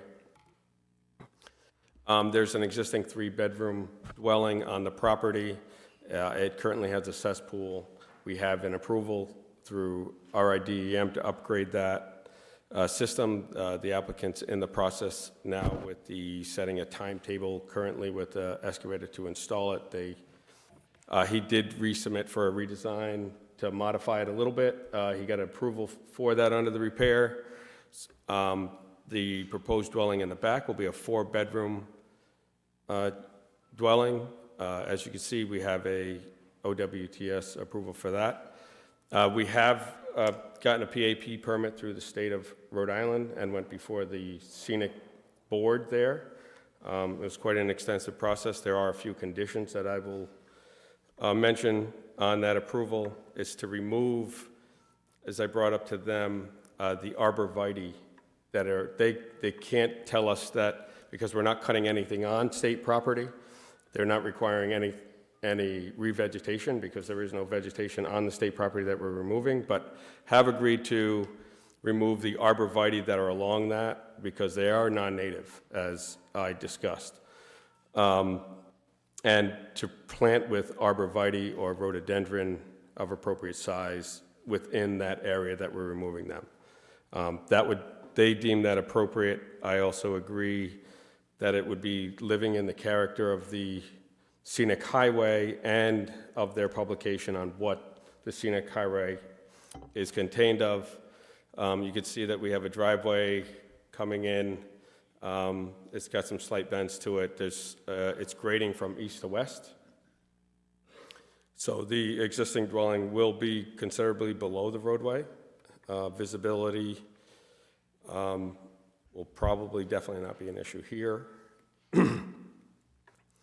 We plan on keeping the same character of the existing house and the existing driveway. As mentioned in the first hearing, there were some concerns of whether you can use the right-of-way to the south, right-of-way to the north. Patrick Doherty, an attorney, has investigated all of those options. You have a letter in your packet that he's exhausted all those options and they are not available, or do we have title right to do so? So that's why we are proposing the driveway coming off of Ministerial Road, because we don't have any other option. That's really about it. We're going to meet all of the design standards. The only waiver we are asking for is from that 502.2. There was one discrepancy I just want to clarify in the review memo. The lot frontage for Lot A is greater than the 185.94. You can see if you look at the plan, you have the, let me pull it up. Yeah, Chris, I calculated that because on both plans, you show the frontage at 225.94. You missed, if you look to the right, if you breeze off to the right, you'll see that there's a curve in the highway, and you have the arc and delta. Right. Well, it doesn't, I just wanted to clarify, it's not a big deal. Yep. I just want to make sure, because then we will meet that 200-foot for that lot. Gotcha. So, just to clarify that we will be meeting greater than 200 feet of frontage for Lot A. You can just see it in arrow with the lot geometry for that. Madam Chair, and I'd just like to clarify with the board that there's two components to this plan that you see before you. One is the flex frontage subdivision, the actual subdividing of the land. The second component is associated with the development of the house, which requires the driveway, which requires an opening and access to Ministerial Road. And we have a zoning ordinance that regulates the 50-foot buffer off of the state highway onto private property. And there's a specific provision that says development plan review is required when a driveway is required to go into that buffer.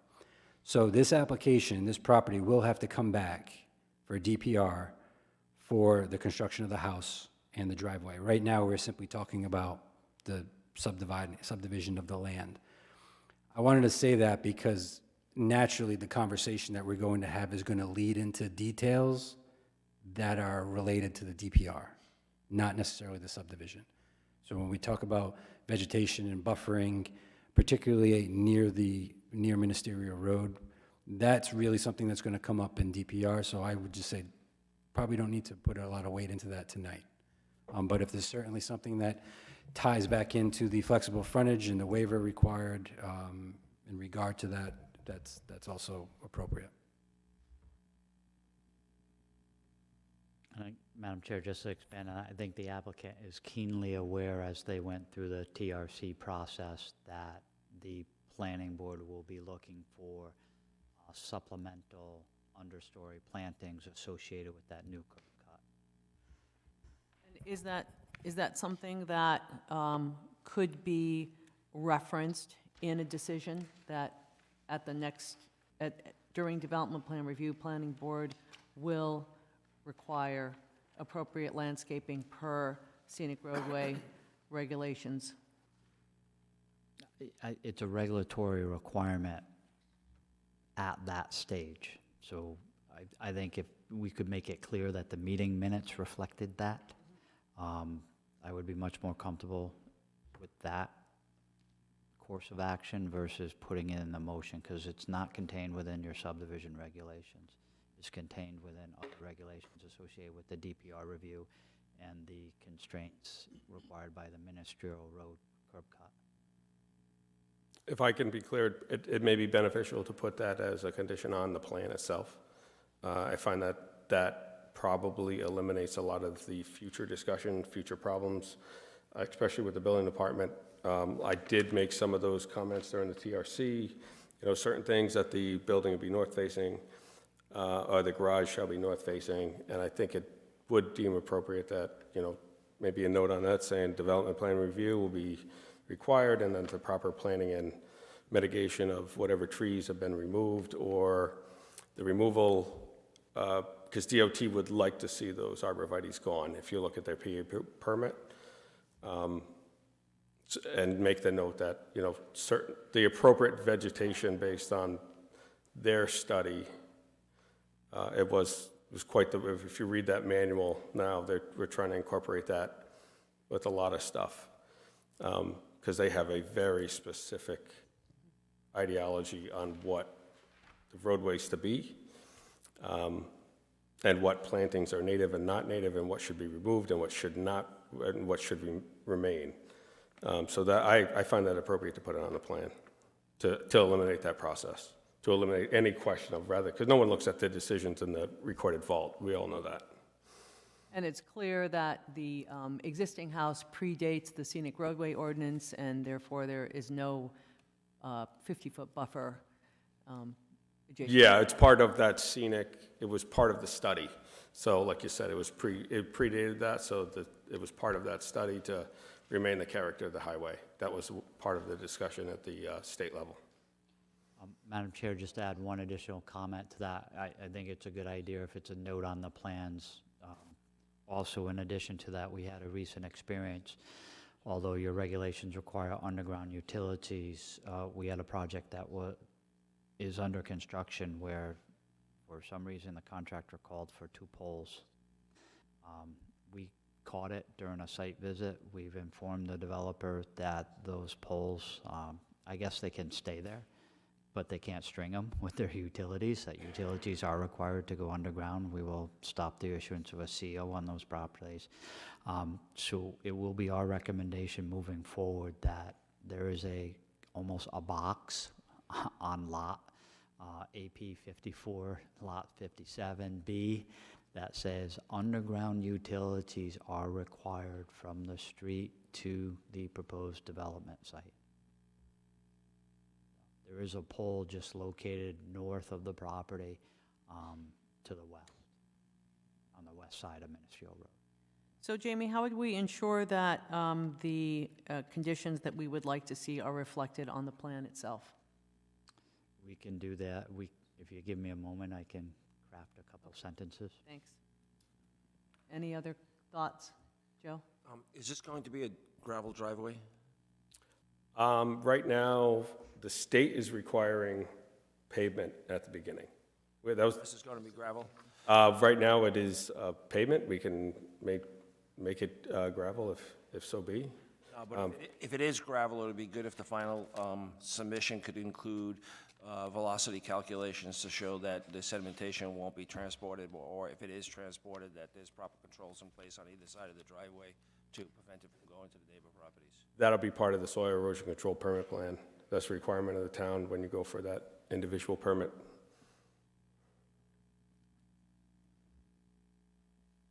Any other thoughts, comments?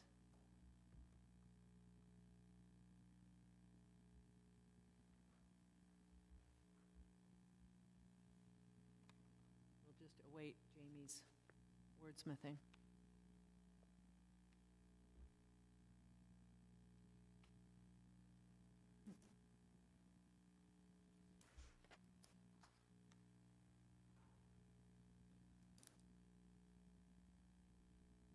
And Joe, to your point, on page 7, under the conditions, number 5 has to do with the soil erosion and sediment control permit that would have to be issued by DPS.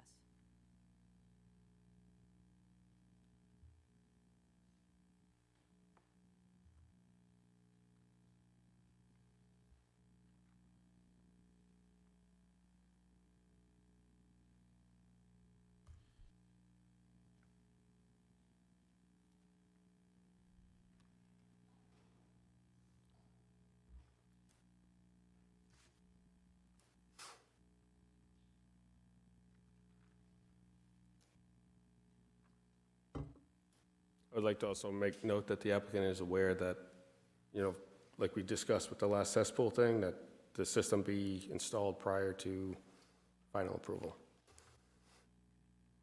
And what was Or Lot A. Yes, I was just going to say, while we're waiting for Jamie, if there's anyone who is here this evening who wishes to speak, this is a public hearing. So if you wish to speak, come up to the mic and state your name for the record. Pamela Jeffrey. I own the property that the right-of-way all the way down the lot. So I have a couple, this has been very interesting, by the way. I've learned a lot, and I don't know anything about what happens here. Thank you. We don't often hear that kind of a comment. But it's been interesting. That's basically why I've come. I have actually 3 things, but 2 things. When my husband bought the property that we live on, it's just a tiny bit under 5 acres that we have. We took several walks with the Hosleys through the fields and everything, and it doesn't really reflect that on the map that's there. As you go down the driveway isn't a dividing line. It goes over the driveway into some of the wooded area. And the reason I bring this up is because I have a farm. My 5 acres are cattle. And I would really like to have it just documented someplace that they're moving, whoever is moving in next to a farm. I have a manure pile, and I have a loom pile, and I've been there 29 years. I'm not moving. And the Hosleys, although Mrs. Hosley did say to me one time, "How many can you have?" And I said, "As many as I want." So it's been an interesting thing, but we've gotten along very well with them as neighbors. I'm not thrilled about looking out of my picture windows and seeing a house on that second lot. The reason we bought this place was because it's rural, it's on a scenic highway, it was private, and my last question is, and I know this is just your planning thing, but if this goes through, and I'm not, either way on this, but what's to stop the gentleman who owns the 9 acres behind on the other dirt road from looking for a variance? And then the other people that own 7 acres looking for a variance. we go right down to Warden's Pond, so it's a lovely area. But I'll be getting a notice from the town, you can't have your farm anymore because we're subdivided and building up and doing this.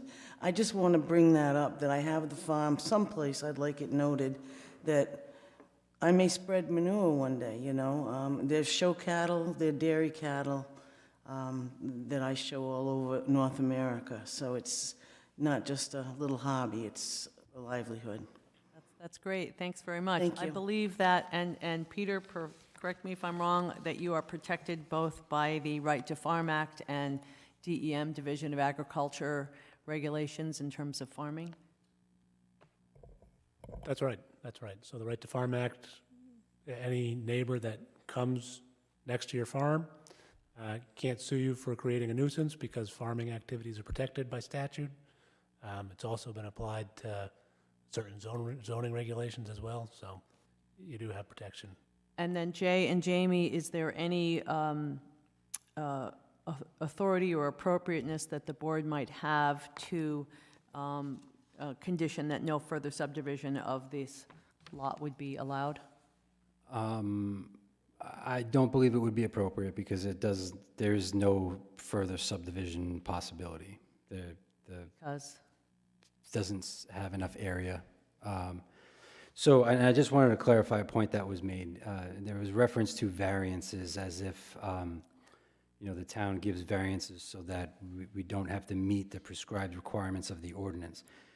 This particular lot frontage concept is a allowance that the town has on the book saying, we do allow you to reduce the frontage on it. So it's not necessarily a variance. It does come across as a waiver, but it's when an applicant can prove that, hey, I have buildability. I can build a conventional subdivision, which means I have to put a road in and encounter the expense of putting that road in and then have to manage the stormwater for it and utilities. And when all you really want is one lot and you use an existing driveway and say, if we break it off this way, it's better planning because it's less disturbance, it preserves the character of the neighborhood.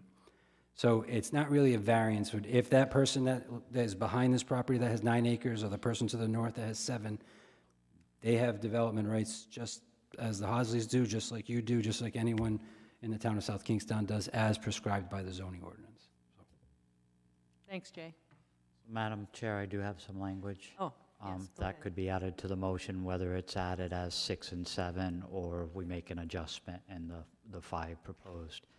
A note shall be added to the subdivision plans that clearly states that all new utilities, electric, cable, fiber, phone, etc., associated with the development of the site shall be installed underground. That should be clearly noted on the plans. 7, a note shall be added to the subdivision plans that clearly state that understory planting shall be installed within the 50-foot ministerial road buffer in a manner to provide additional screening from the northern and southbound vehicles consistent with the existing cultivars that exist in the area, i.e. mountain laurel, rhododendron. Thank you, Jamie. Is there anyone else who wishes to speak? Good evening, Barbara Bradley. I live on the gravel road in back of the property that will be divided, and I have 2 concerns. One is that when the construction comes down to build the house in the back, that they do not pass onto our gravel road with the construction trucks, because we won't be able to get by, type of thing, and they don't really have a right to pass there. And then the other piece, and I took it off the plan map, and it said that there was a right to pass, or maybe a right to pass or not to pass to the beach on Warden's Pond. I live on the pond, and I'm wondering where the documentation is that somebody who buys that property will go, and will they come through my yard or anybody else who is on the pond? So that's my concern. Thank you. Peter, Jay, Jamie, is that something in terms of the authority to pass and access to the pond? Is that something that could be conditioned to be put in a deed, or how? I think that is a civil matter associated with abutting property owners. That's not within your jurisdiction of your And- approval process associated with this two-lot subdivision. And the gravel road itself, the question about, They either have rights or they don't have rights to that, and that is outside the purview of your approval for the perimeter of this property. is that understandable? Not really. So they can come down, and they can go to the What pond? we're saying is that we're advising the planning board that they have no regulatory authority of how someone accesses your property if they do not have a right to. So putting a condition on this subdivision that someone on this property can't walk off of the property to the north, south, east, or west is, in my mind as a planner, unenforceable. We can't control trespass, in other words.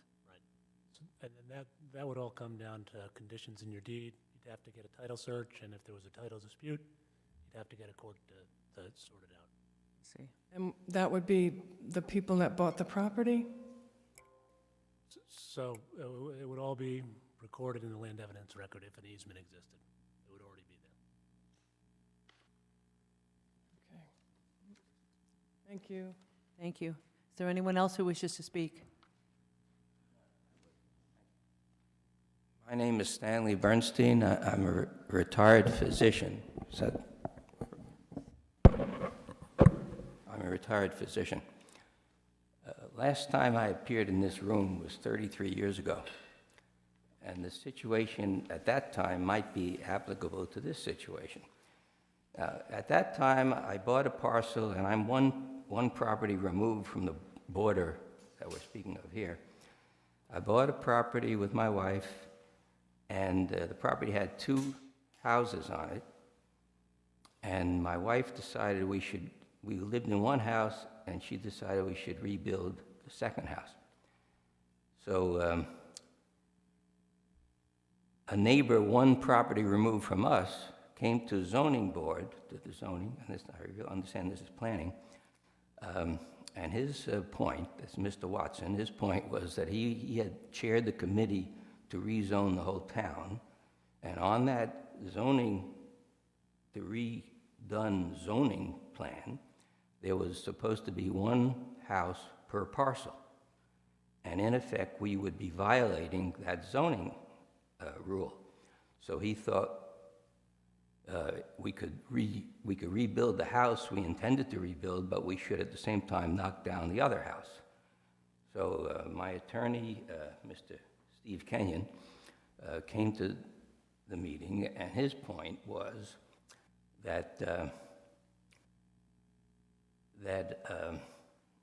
a rezoning cannot take precedence over a previous zoning, and that we had bought our property under the concept of the previous zoning, and we paid a certain amount of money because the value of the property was based on the previous zoning, and therefore we should be allowed to do what we wanted to do based on the concept of the previous zoning. So I think we're in an analogous situation here because, and you could correct me, my understanding of the zoning in that little neighborhood is 1 property, 1 house per parcel. So if they rezoned to allow 2 houses per parcel, then you're essentially doing exactly what the board had said was improper 33 years ago. So I have difficulty understanding how the town can change zoning, can change rules, because simply what the town does is diminish the value of the adjoining properties. And everybody who bought an adjoining property bought that property with the understanding that zoning and density was as it was. Now, if you want to change density, which is what you're trying to do today, you're diminishing the value of my property, and you're diminishing the value of my neighbors. You're diminishing the value of all our properties. That's what you're doing. That's all I wanted. Thank you, I understand where you're coming from, because we do hear that on a regular basis. However, this is not a rezoning, this is subdivision of a parcel that has adequate square footage for the zoning designation that's being subdivided, so it's a subdivision, not a rezoning. Can I ask you a point of information? Sure. When was the zoning changed to allow that? That wouldn't be zoning that was changed, that's the subdivision regulations. Maybe my language, I don't know the term. That's okay. But Jay, something was perhaps you changed. can- Something was changed to allow Ms. Huxley to replace one house with two houses. Something changed. Yeah, I don't think we've changed our zoning in this area since Phase 2 zoning Is there was done. I don't understand. There's two houses out there? No, there's one house on that parcel. Right. And you want to divide the, she wants to divide the parcel.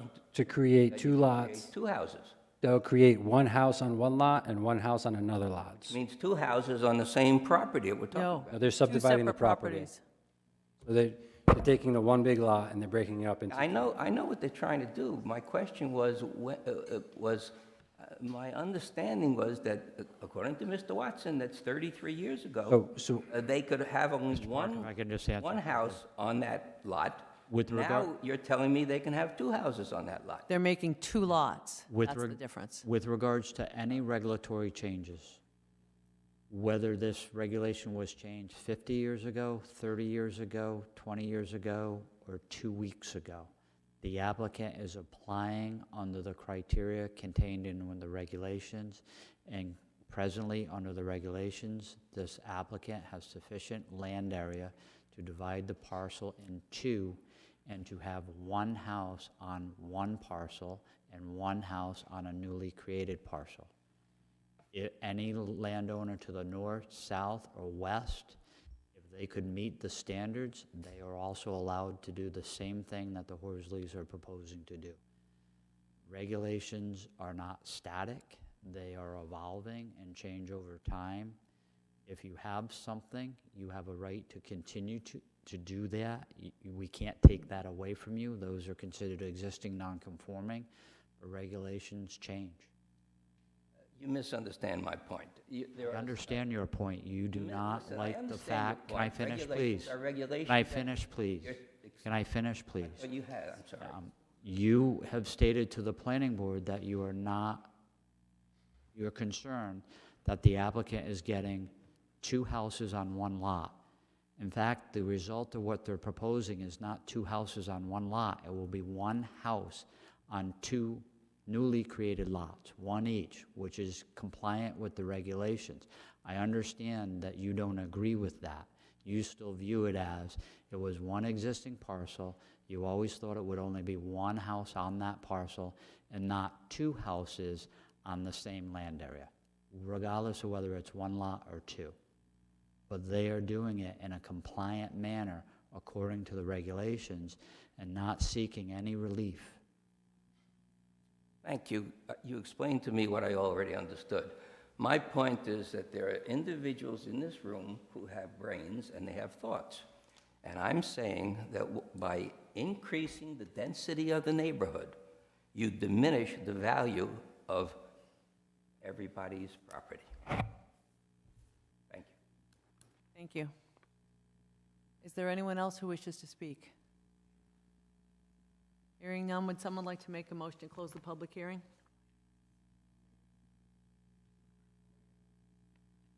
We have a motion from Peter. Do we have a second? I'll second. Second from Liz. Any further discussion? All those in favor say aye. Aye. Motion carries.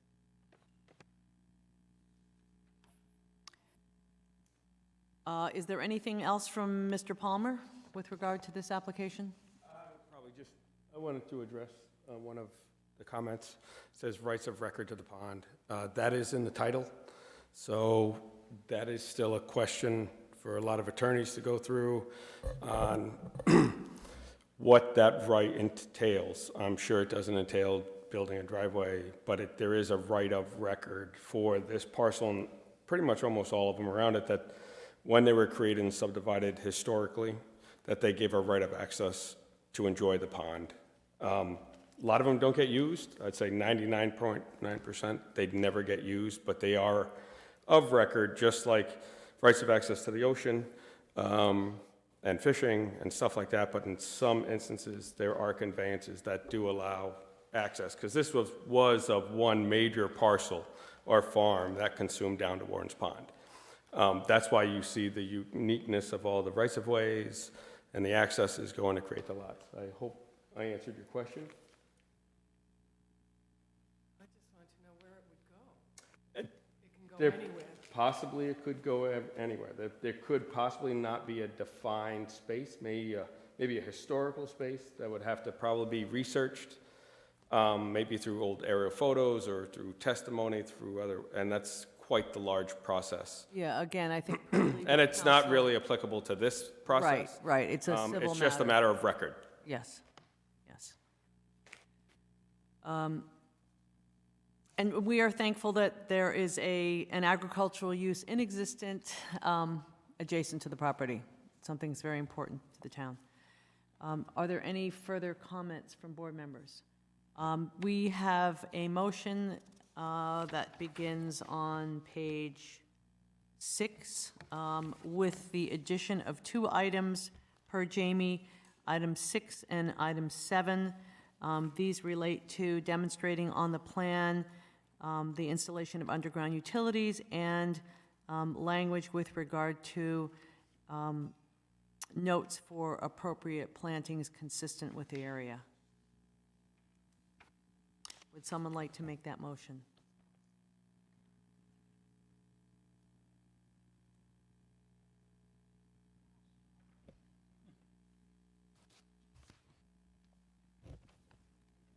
Yes, go ahead.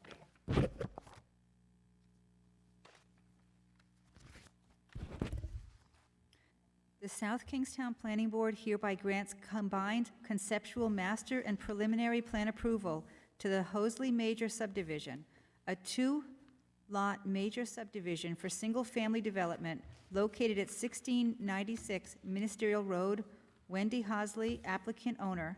This approval is based upon plan entitled Proposed Layout Plan, Comprehensive Boundary Survey, 1696 Ministerial Road, South Kingstown, Rhode Island, Assessor's Plat 54, Lot Number 57, Sheets 1 through 3, dated January 25th, 2003, with revisions through February 13th, 2023, prepared by Christopher G. Palmer, PLS, 66 Falcon Ridge Drive, Exeter, Rhode Island, 02822. This approval is based on the following findings of fact and conditions of approval. Findings of fact A through E. Findings of fact, flexible frontage waiver requested, F and G. And conditions of approval, 1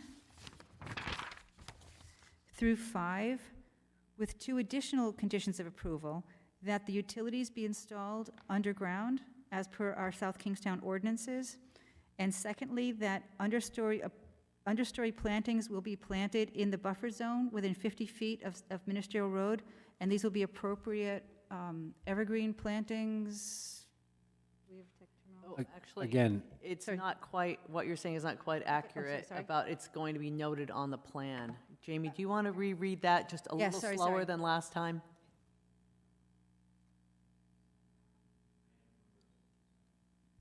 Item number 6, a note shall be added to the subdivision plans that clearly states that all new utilities, electric cable, fiber, phone, etc., associated with development of the site shall be installed underground. Note 7, a note shall be added to the subdivision plans clearly stating that understory planting shall be installed within 50 feet of Ministerial Road buffer in a manner to provide additional screening from northern and north and southbound vehicles consistent with the existing cultivars that exist in the area, i.e. mountain laurel and rhododendrons. Much more eloquent, thank you. I had a little more time. So we have a motion from Susan. Do we have a second? Second from Peter. Is there further discussion? Hearing none, all those in favor say aye. Aye. Motion carries. Thank you.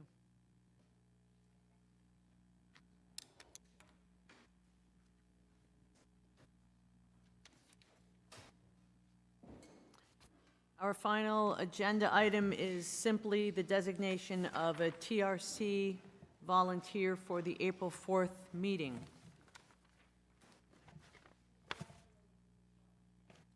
What was that? Oh, the 12th. I don't know why I read the 4th. What? I thought I read the 4th somewhere in the comments.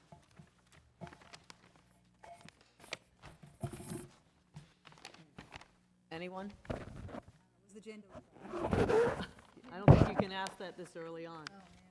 But you do get to choose morning or afternoon. Right now, it looks pretty quiet, if anybody's interested. And I heard it's going to be a lovely day. Selling I'm just saying. Always is. So I think Susan's volunteering, unless someone else is eager to do so. All right, thank you, Susan. Motion to adjourn?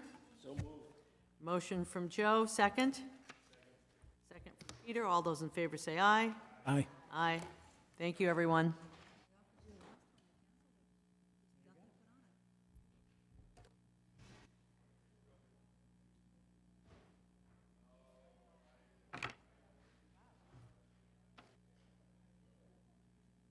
Wow, if the hotel had been here, I would have